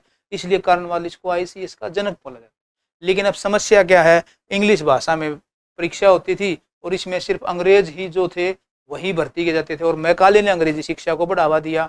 उसका मकसद ये था कि भारत के अंदर ही क्लर्क पैदा हो जाएं, दुभाषी पैदा हो जाएं, टाइपिस्ट पैदा हो जाएं, तो छोटे पद के लिए हमें अंग्रेजों को वहाँ से बुलाने की जरूरत नहीं पड़ेगी, और वहाँ से नहीं आएंगे तो ईस्ट इंडिया कंपनी को क्या नहीं मिल होगा, नुकसान नहीं होगा, क्योंकि वहाँ से आप अधिकारी कर्मचारी बुलाओगे सारे C ग्रेड तक के, D ग्रेड तक के, तो फिर तो ज़्यादा खर्चा होगा। जबकि क्यों न भारतीयों को अंग्रेजी शिक्षा का चस्का लगाया जाए और यहीं पर क्लर्क भी तैयार हो जाएंगे, और हम धीरे धीरे उनको अंग्रेजी, पाश्चात्य साहित्य और ईसाई मिशनरी का काम भी शुरू कर देंगे। इसलिए उनको एक तीर से दो शिकार किए, क्लर्क भी पैदा कर लिए सस्ते, और अंग्रेजियत को फैलाने वाले और ईसाई को फैलाने वाले, ईसाइयत को फैलाने वाले एक वर्ग भी तैयार हो गया, क्योंकि पैसे मिलते थे। कम से कम उनको बाबू की दृष्टि से देखा जाता था, अरे हाँ व्हाइट कॉलर हो गए तो। लेकिन बड़े पद सिर्फ किसको दिए जाते थे, जो आपके क्या होते थे, जो अंग्रेज थे उन्हीं को, भारत में जो पहले ICS हैं, इंडियन सर्विसेज, क्योंकि 1853 के तहत इसमें प्रतियोगिता की शुरुआत हुई थी, उससे पहले प्रतियोगिता होती नहीं थी। ठीक है, तो प्रतियोगिता परीक्षा की शुरुआत हुई 1853 के एक्ट के तहत, और इसीलिए 1863 में पहले IAS बने आपके सत्येंद्रनाथ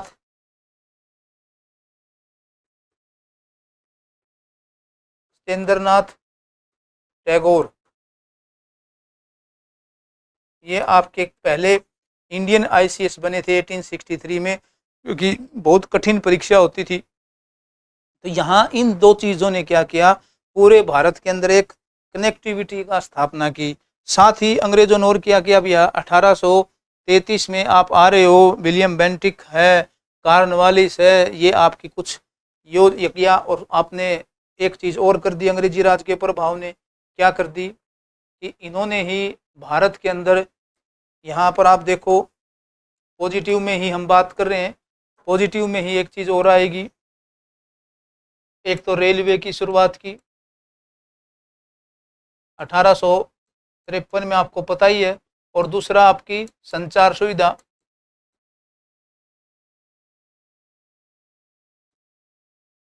टेलीग्राम,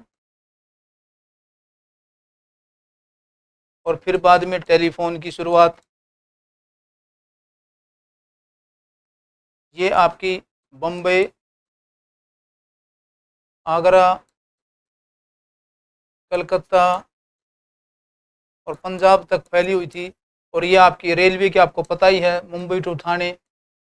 इनसे भी, हालांकि इनका प्रयोग कहाँ तक किया गया था, अपनी मंडी को बढ़ाने के लिए।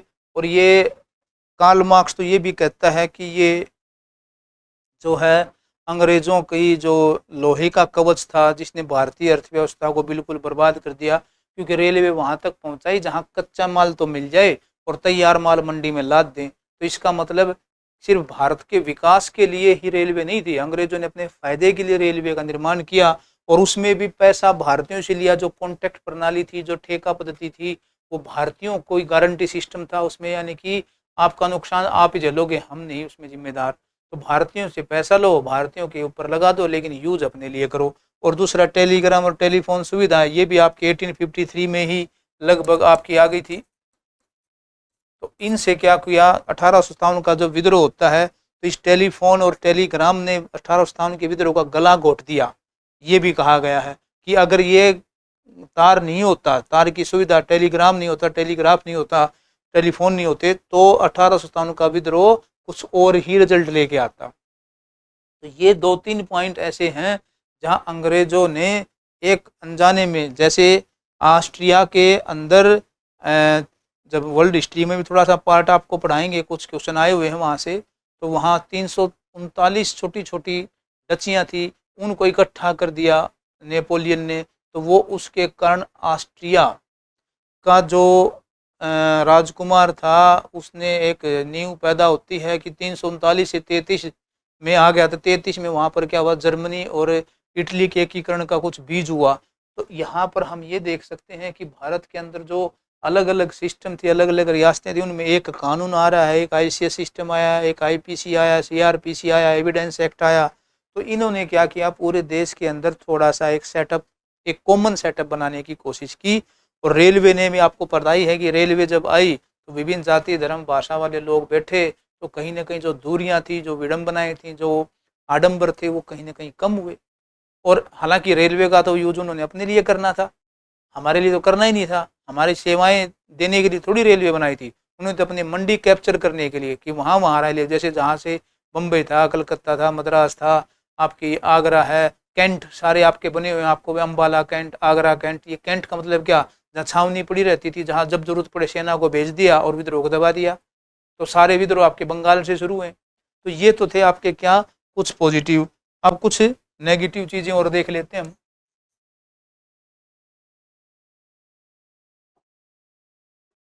नेगेटिव चीजों में क्या है, सबसे इम्पोर्टेंट तो बच्चों दो युद्ध आते हैं, आपके सबको पता है कि भाई नेगेटिव चीजों में दो युद्ध आपके कौन से हैं। एक तो आपको पता ही है, प्लासी का युद्ध,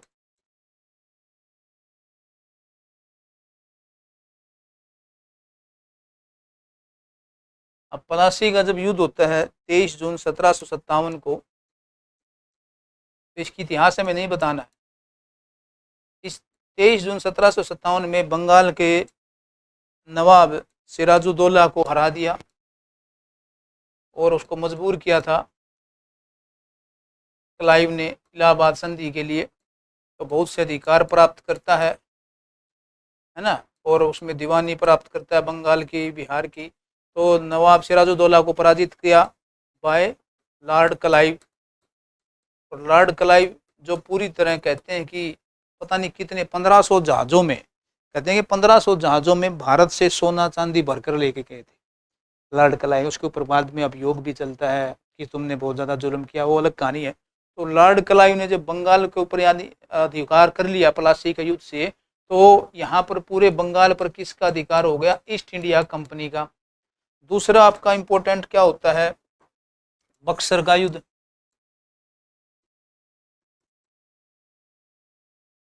बाईस अक्टूबर 1764, जो सिराजुद्दौला भागकर अवध के नवाब के पास गया था और मुगल सम्राट बहादुर शाह आपका मुगल शाह आलम द्वितीय वहाँ पर बैठा हुआ, और एक अवध का नवाब शुजाउद्दौला आपका, और दूसरा आपका क्या ये सिराजुद्दौला, तीनों मिलते हैं।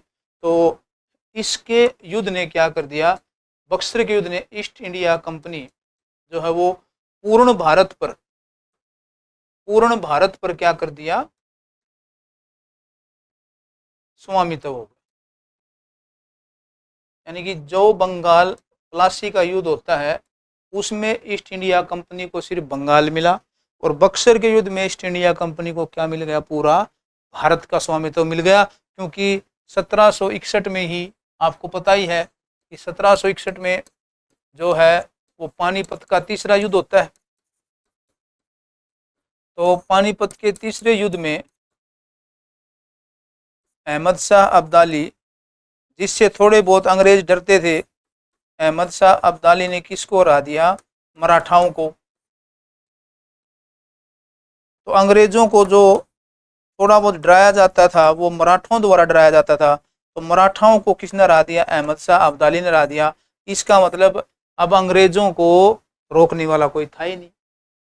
तो इन तीन चीज़ों से अंग्रेज धीरे धीरे अपनी शक्ति बढ़ाते गए, ईस्ट इंडिया कंपनी को मजबूत कर दिया गया। और वेदर्रा के युद्ध में 1759 में उन्होंने फ्रांसीसियों को, फिर उसके बाद गोवा पुर्तगालियों को भी बिल्कुल ठिकाने लगा दिया था, और उनका विरोध करने वाला कोई था ही नहीं। तो ईस्ट इंडिया कंपनी ने आगे चलकर तभी तो आपका आईसीएस सेटअप किया है, तभी चलकर आपका आईपीसी सेटअप किया, सीआरपीसी सेटअप किया, क्योंकि उनका पावर बढ़ती गई और बंगाल के नवाब को वो लूटते गए। कितना पैसा? सिराजुद्दौला के बाद मीर कासिम, मीर जाफर, इस तरह आपका चलता रहा। तो उस परिस्थिति के कारण अंग्रेजों में एक कुछ चीज़ें और थी जो नेगेटिव चीज़ लेके आती हैं, जहां राष्ट्रीय आंदोलन के परिणाम हमें बाद में देखने को मिले। और वो कौन सी हैं? भू राजस्व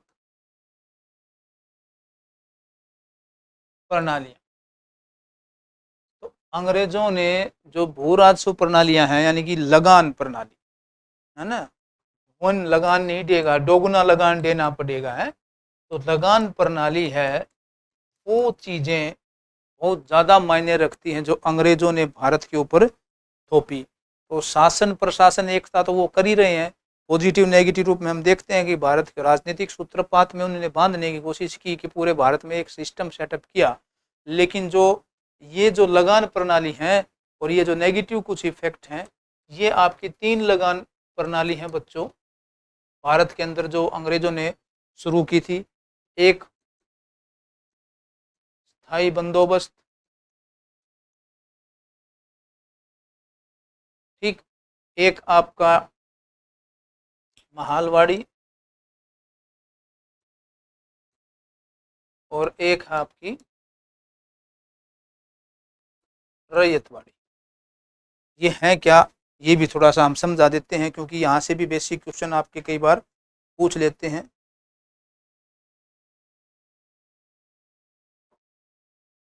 देखो,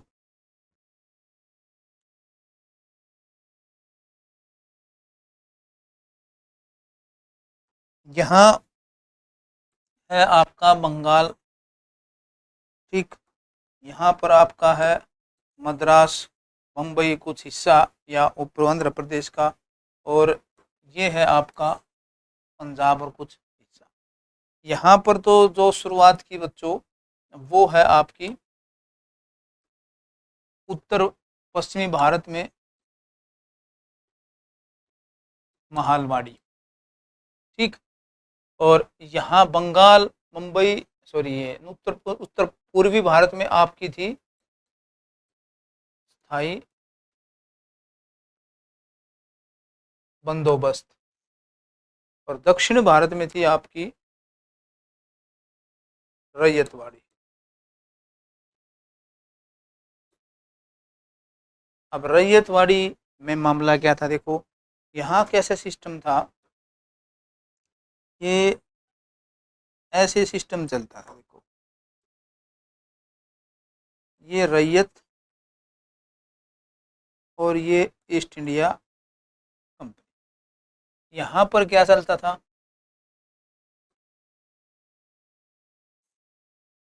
यहाँ पर ऐसे चलता था, क्योंकि आपको पूरा तरीका आना चाहिए ना। किसान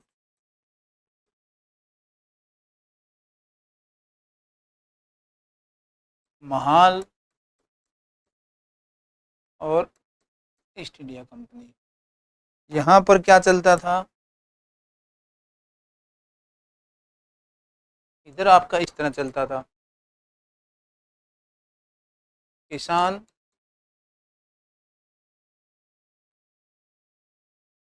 जमींदार और ईस्ट इंडिया कंपनी। अब सीधा सीधा मैं आपसे एक क्वेश्चन पूछ लूँ कि भी कहाँ पर लगान वसूलने में कोई बीच का आदमी नहीं है ईस्ट इंडिया कंपनी में, तो देखो इधर देखो दक्षिण भारत में। जब मेन पॉइंट क्या है बच्चों कि कहाँ पर आपका कैसा सिस्टम है, और रैयत का मतलब क्या होता था, किसान से सीधा आंदोलन यानी कि लगान लेना। तो रैयत का मतलब होता था बच्चों किसानों को बोला जाता था, रैयत का मतलब जो आपके किसान होते थे उसको कहा जाता था।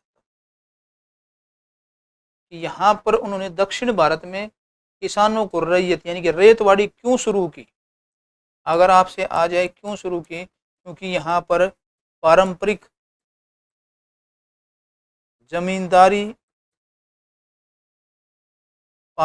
जमींदारी और सामंतवादी प्रणाली नहीं थी।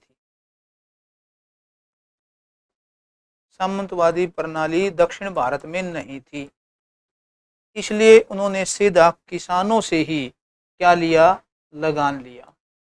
तो कहाँ पर ईस्ट इंडिया कंपनी ने सीधे किसानों से लगान वसूला, बीच में कोई बिचौलिया नहीं था। उसको हम कौन सी प्रणाली कहते हैं, ये आपके क्वेश्चन आ जाते हैं। ये थॉमस मुनरो और कर्नल रीड ने शुरुआत की थी इसकी।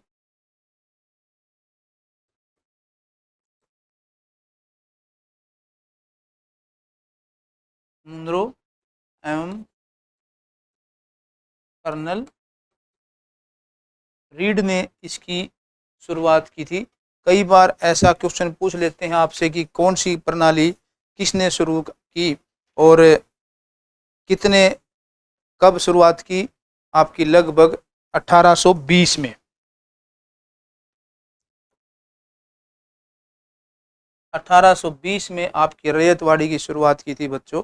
और रैयतवाड़ी में क्या था, लगभग 1792 के आसपास ही इसकी बात शुरू हुई थी, लेकिन विधिवत रूप से ये 1820 में शुरुआत होती है रैयतों से पॉइंट लेके। तो बम्बे, मद्रास, बर्मा और असम यानी कि कुछ हिस्सा ये बम्बे में था, ध्यान रखना। ये कई बार पूछ लेते हैं कि रैयतवाड़ी जो है ये कहाँ कहाँ पर थी। तो जो ये रैयतवाड़ी है बच्चों, बम्बे, मद्रास और बर्मा और असम, तो पूरे नॉर्थ ईस्ट में आपकी वो नहीं थी स्थायी बंदोबस्त, कुछ पार्टों में था और कुछ पार्टों में आपकी रैयत वाड़ी थी। तो इसमें क्या होता था, किसानों से, इसमें भी सूर्यास्त का नियम लागू होता था, ध्यान रखना, इसमें भी सूर्यास्त का नियम लागू था।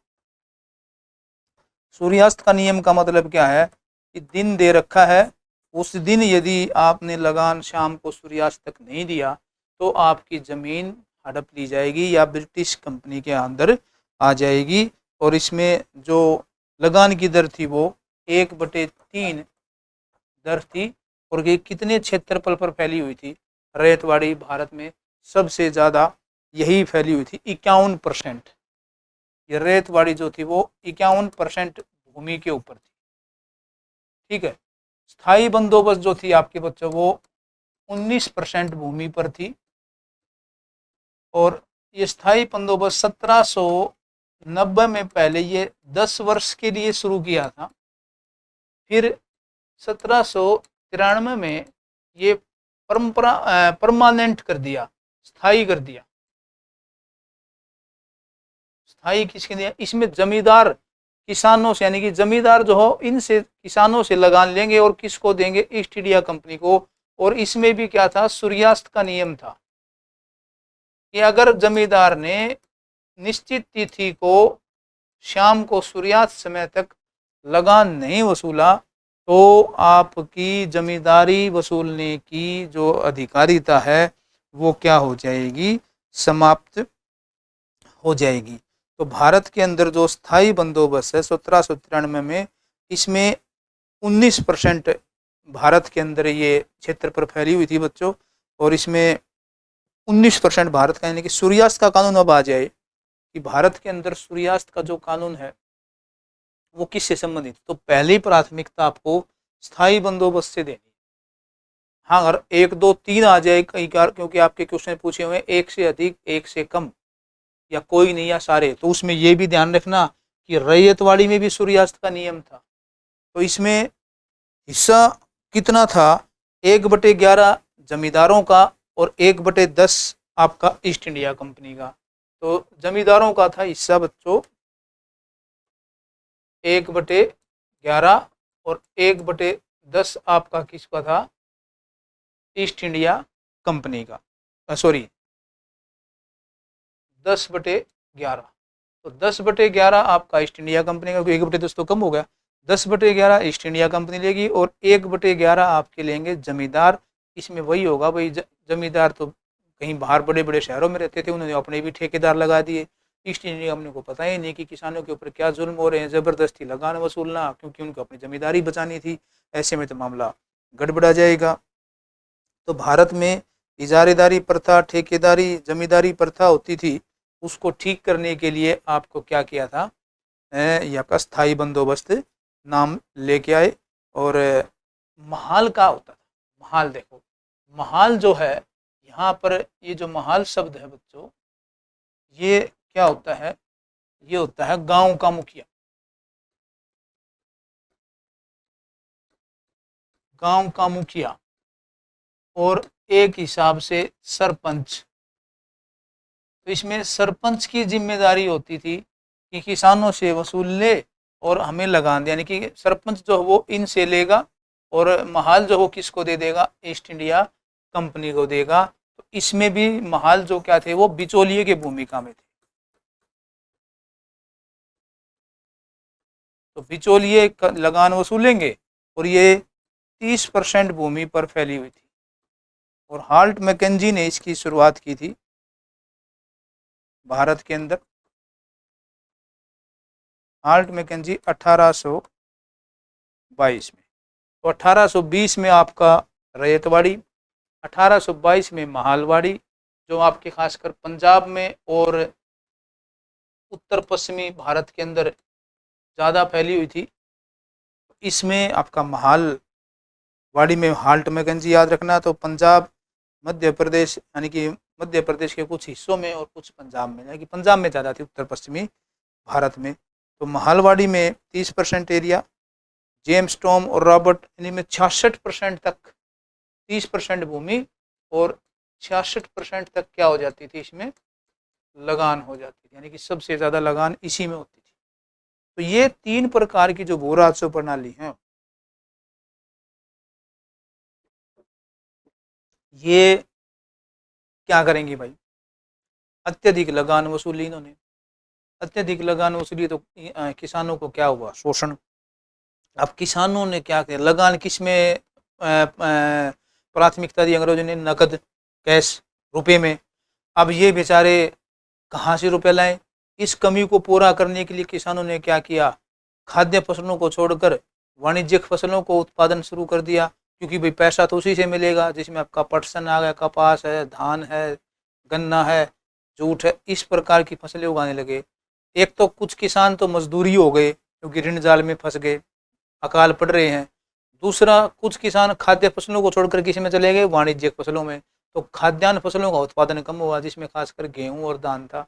इन फसलों का उत्पादन कम हुआ तो अकाल पड़ने लगे।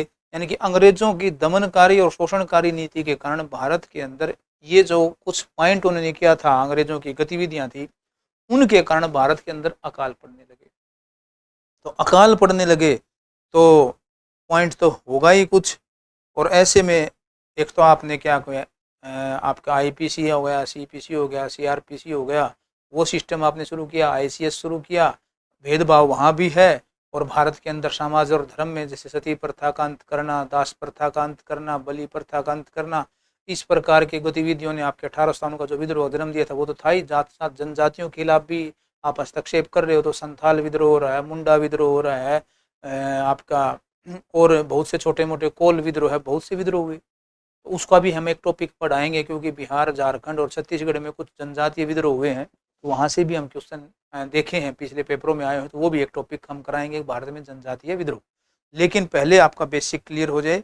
तो भारत के अंदर ये जो 3 व्यवस्थाएं थी, तो रैयतवाड़ी, ठीक, महालवाड़ी और आपकी स्थायी बंदोबस्त, ये तीनों पॉइंट ऐसे थे जहां से भारत के अंदर किसानों की शोषण की क्या हुई, शुरुआत हुई। तो भारत में ये 3 प्रथा, रैयतवाड़ी, महालवाड़ी और आपका स्थायी बंदोबस्त, कृषि का वाणिज्यीकरण कर दिया, खाद्यान्न उत्पादन कम हुआ, उसका अकाल का रिजल्ट आया। अकाल पड़े तो लोग भूखे मरने लगे। आपका जो 1799 का अकाल है, सॉरी 1899 का, वो आपका बंगाल का अकाल, फिर 1843 में आपका फिर बंगाल का अकाल, बहुत ही बड़े अकाल थे जिसमें लाखों लोग मारे गए। तो वहाँ अंग्रेजों की पोल पट्टी खुल गई, जो ये कहते हैं कि हम आपका विकास करने आए हैं। कुछ और नीतियाँ भी थी अंग्रेजों की, जैसे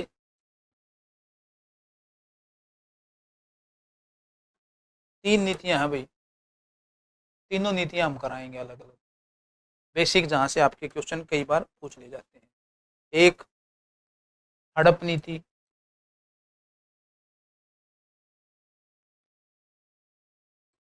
लैप्स पॉलिसी।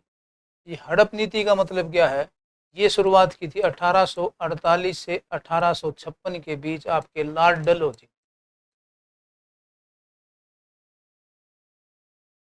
लॉर्ड डलहौजी ने क्या किया कि जो निसंतान दंपत्ति मर गया, जिसकी खुद की संतान नहीं है, अब निसंतान राजा अगर कोई औलाद गोद ले, किसी पुत्र को क्या ले, वो गोद ले कि भाई मैं अपने पुत्र, मेरा तो पुत्र है नहीं, गोद ले, तो उसको अमान्य कर दिया। और वो सारा साम्राज्य या वो रियासत जो है वो किस में विलय हो जाएगी, रियासत आपकी हो जाएगी ईस्ट इंडिया कंपनी में। यानी कि आप किसी दूसरे का पुत्र गोद लेकर अपना उत्तराधिकारी घोषित नहीं कर सकते। और ये हड़प नीति थी। तो हड़प नीति के कारण सबसे पहले आपका 17 रियासत का उसने क्या किया, विलय किया। फिर आपका जैतपुर, फिर संभल, इस प्रकार से, ठीक है। और आपका बघाट, उदयपुर, नागपुर,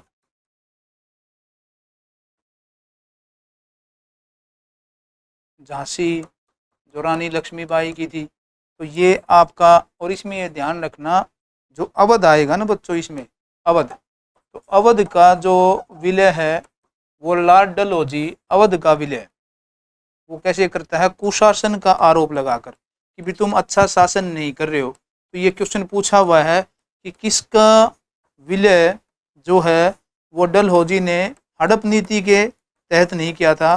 तो अवध का विलय जो उसने कुशासन का आरोप लगाया था कि अच्छा शासन नहीं कर रही है बेगम हजरत महल, जो 1897 विद्रोह का क्या करती है, नेतृत्व करती है। एक तो हड़प नीति थी बच्चों।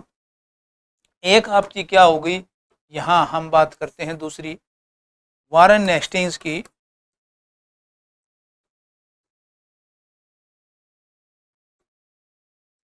घेरे की नीति, रिंग फेस पॉलिसी। घेरे की नीति का था कि उनको डर था कि कहीं नेपोलियन जो अटैक न कर दे, तो वो अपने चारों तरफ ऐसी रियासतों के साथ नीतियां अपनाना चाहता था जो उनकी अंग्रेजों के मतलब पक्ष में विचार रखते थे। यानी कि कुछ ऐसी रियासतें थी जो अंग्रेजों के हितैषी थी। तो उसमें उन्होंने उनकी पहचान की, जो ब्रिटिश ईस्ट इंडिया कंपनी हो अंदर और चारों तरफ उनके साथ अच्छे संबंध बनाया जाए, राजाओं को अपने साथ, रियासतों को अपने साथ जोड़ा जाए, ताकि कल को नेपोलियन आक्रमण कर दे या फ्रांस से आक्रमण हो जाए तो वो ईस्ट इंडिया कंपनी को नुकसान न पहुंचाए। तीसरी आपकी क्या थी, तीसरी है वेलेजली की।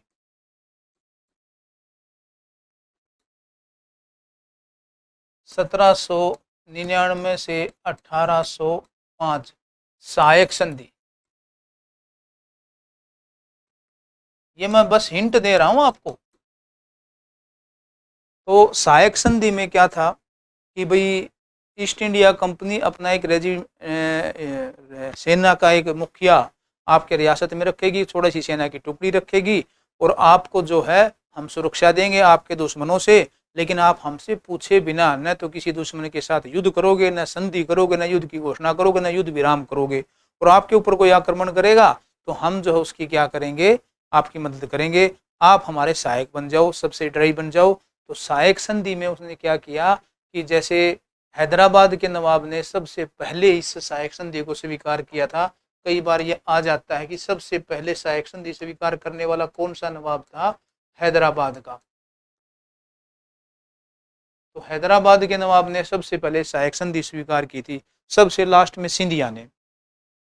तो ये मजबूर किया जाता था। अब इसमें क्या है, जो सैन्य टुकड़ी रहती थी और जो रेजिडेंट्स रहता था ब्रिटिश रेजिडेंट उस दरबार में, उसका खर्चा वो नवाब ही मतलब कि मैनेज करता था सैन्य टुकड़ी का, और बदले में उनको क्या मिल जाता था भाई, इंटरफेयर करने का मौका मिल जाता था अंग्रेजों को। तो इस हिसाब से अंग्रेजों ने कुछ ऐसी नीतियां थी जो पूरे भारत के ऊपर, देखो इन नीतियों के कारण ही तो 1857 का विद्रोह होता है, और 1857 के विद्रोह के बाद अंग्रेजों की ई फूट डालो और राज करो की नीति भारत के अंदर काम करने लग जाती है। तो ये अंग्रेजों ने जो नियम बनाए, जो कानून बनाए, उनके कारण अब भारत के अंदर और क्या किया उन्होंने, ये चीजों तो थी बच्चों, और क्या किया जिसके कारण राष्ट्रवाद का उदय हुआ। देखो कुछ धारणाएं थी कि भाई अंग्रेज तो हार ही नहीं सकते, है ना। क्या धारणाएं थी, सबसे इंपॉर्टेंट क्या था, जो ईस्ट इंडिया कंपनी का राज था भारत के अंदर, वो कहते हैं कि अपराजित माना जाता था। भाई अंग्रेजों का सूर्यास्त कभी अस्त नहीं होता है ना, क्योंकि इनको क्या कहा जाता था कि इनको सूर्य, इनके राज में कभी सूर्यास्त नहीं होता, और यूरोपियन को हराया नहीं जा सकता, यही कहा जाता था ना। यूरोपियन जो है वो अपराज्य हैं। तो ये जो अपराज्य की धारणा है, ये तो टूट गई रूस क्रीमिया युद्ध में।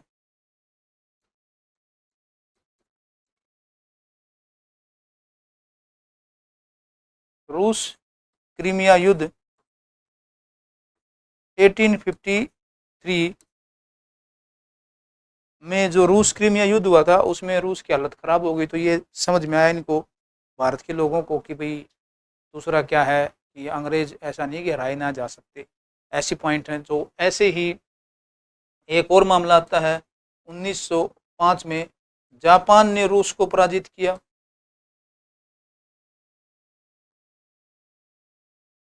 ये थोड़ा सा हम आगे आ गए हैं 1885 के बाद, लेकिन ये कुछ कारण तो हैं। जापान ने रूस को क्या किया, पराजित किया। क्रीमिया युद्ध में रूस वैसे पराजित हुआ। और दूसरा क्या है, नेपोलियन,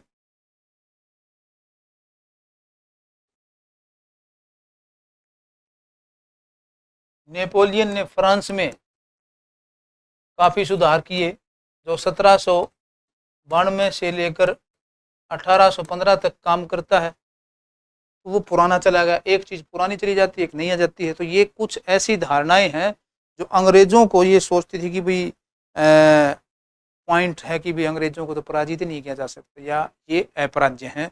और ऐसे कुछ घटनाएं होती हैं जो आपके जो ये भ्रम है ये तोड़ नहीं सकते। ये यानी कि टीपू सुल्तान के भी था, जिसमें अंग्रेज़ों को दांत खट्टे किए, फिर सिंधिया से भी डरते थे। 1857 के विद्रोह में, यानी कि यहाँ पर तो 1857 का जो विद्रोह होता है वो सीधा कैनिंग क्या कहता है, कैनिंग था उस वक्त गवर्नर जनरल। कैनिंग क्या कहता है, अगर सिंधिया साथ नहीं देता, अगर सिंधिया साथ न देता तो ईस्ट इंडिया कंपनी का बोरिया बिस्तर बंद गया था। सोच लो अब। तो इन बातों ने क्या कर दिया कि अंग्रेजों की जो एक परंपरा थी, इनको तो हरा दिया, हराए नहीं जा सकते। तो 1857 के विद्रोह ने ये भ्रम तोड़ दिया और कुछ इस प्रकार की घटनाएं हो गई। ऐसे ही दूसरा क्या है, समाचार पत्रों का विकास हुआ। भारत के अंदर ईस्ट इंडिया कंपनी से ही क्या हुए, समाचार पत्र, पत्रिकाएं,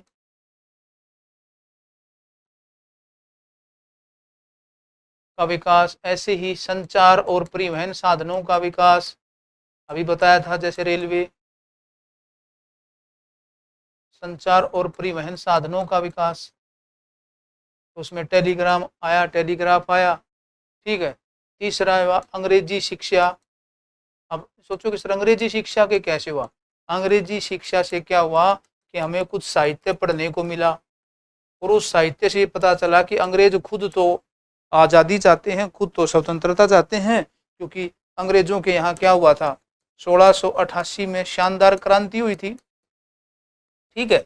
अब शानदार क्रांति अंग्रेजों में हुई, ईस्ट इंडिया यूके में।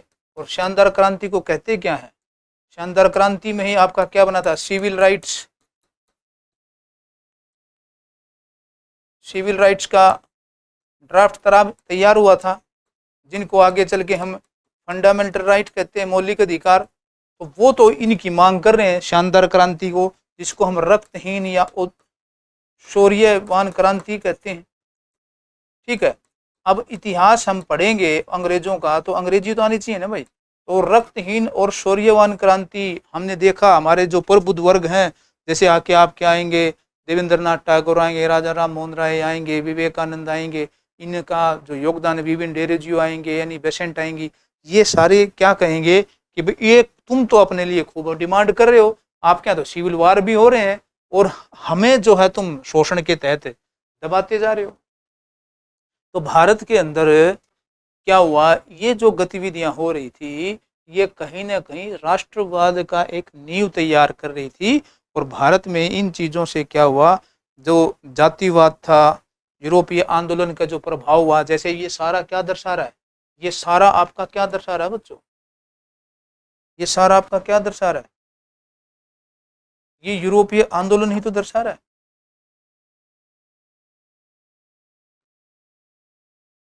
और यूरोपियन आंदोलन को आप पढ़ोगे कैसे, जानोगे कैसे, तो समाचार पत्र आपको मिल गए, संचार और परिवहन आपको मिल गए, अंग्रेजी शिक्षा पढ़ने का टूल मिल गई। इससे आपको पता चला कि यूरोप में जो घटनाएं घट रही हैं वो तो कुछ और हैं, और हमारे देश में ईस्ट इंडिया कंपनी या जो अंग्रेजी राज शुरू हुआ था 1857 के बाद, उन्होंने वैसे ही फूट डालो राज करो की नीति शुरू कर दी थी। और उसमें आपका एक दो चीजें हैं कि वर्नेकुलर जो प्रेस एक्ट आता है, यहाँ पर देखो भारत के अंदर 1857 के विद्रोह के बाद, क्योंकि हम 1857 का विद्रोह नहीं पढ़ना, इंडिया के अंदर क्या हुआ, जो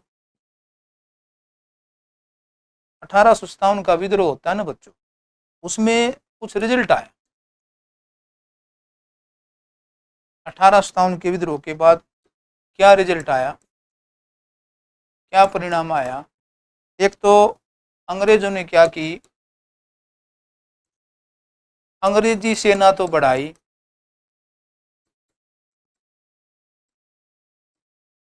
ठीक है, वह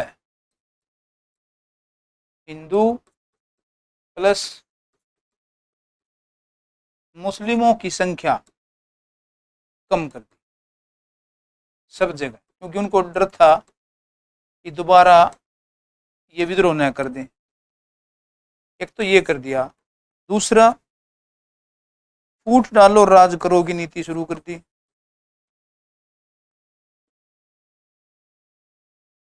क्योंकि वो नहीं चाहते थे कि भारत में दोबारा फिर हिंदू मुस्लिम एकता शुरू हो जाए और कहीं हमें फिर इसका भयंकर विद्रोह न देखना पड़े। तो 1857 के विद्रोह के बाद फूट डालो राज करो की नीति शुरू की, अंग्रेजी सेना बढ़ाने लगे और आपकी जो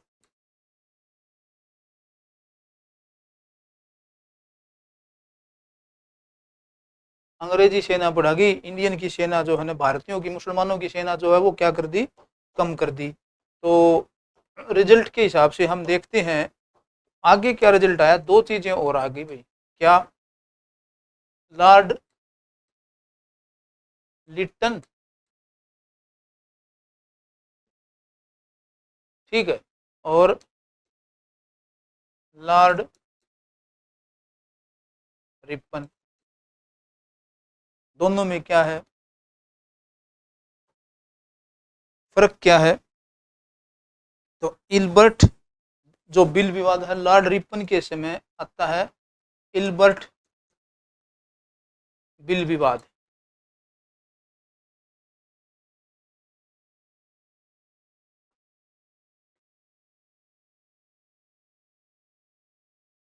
इल्बर्ट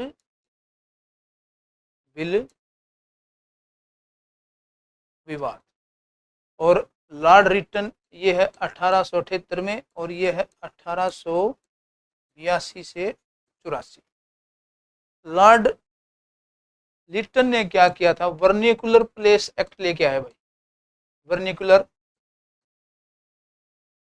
प्रेस एक्ट।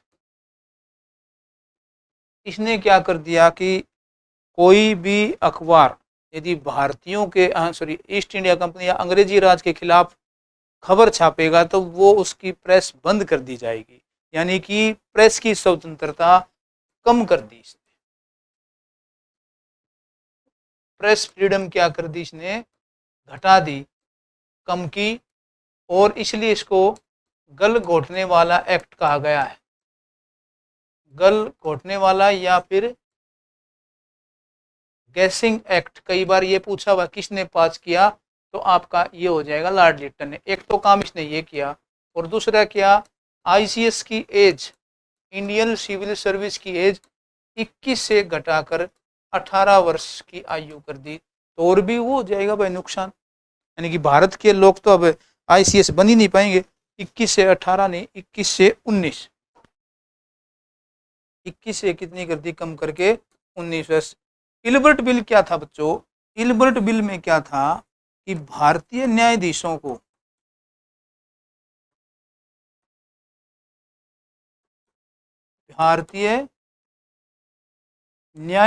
को अंग्रेजों के मुकदमे सुनने की छूट दी।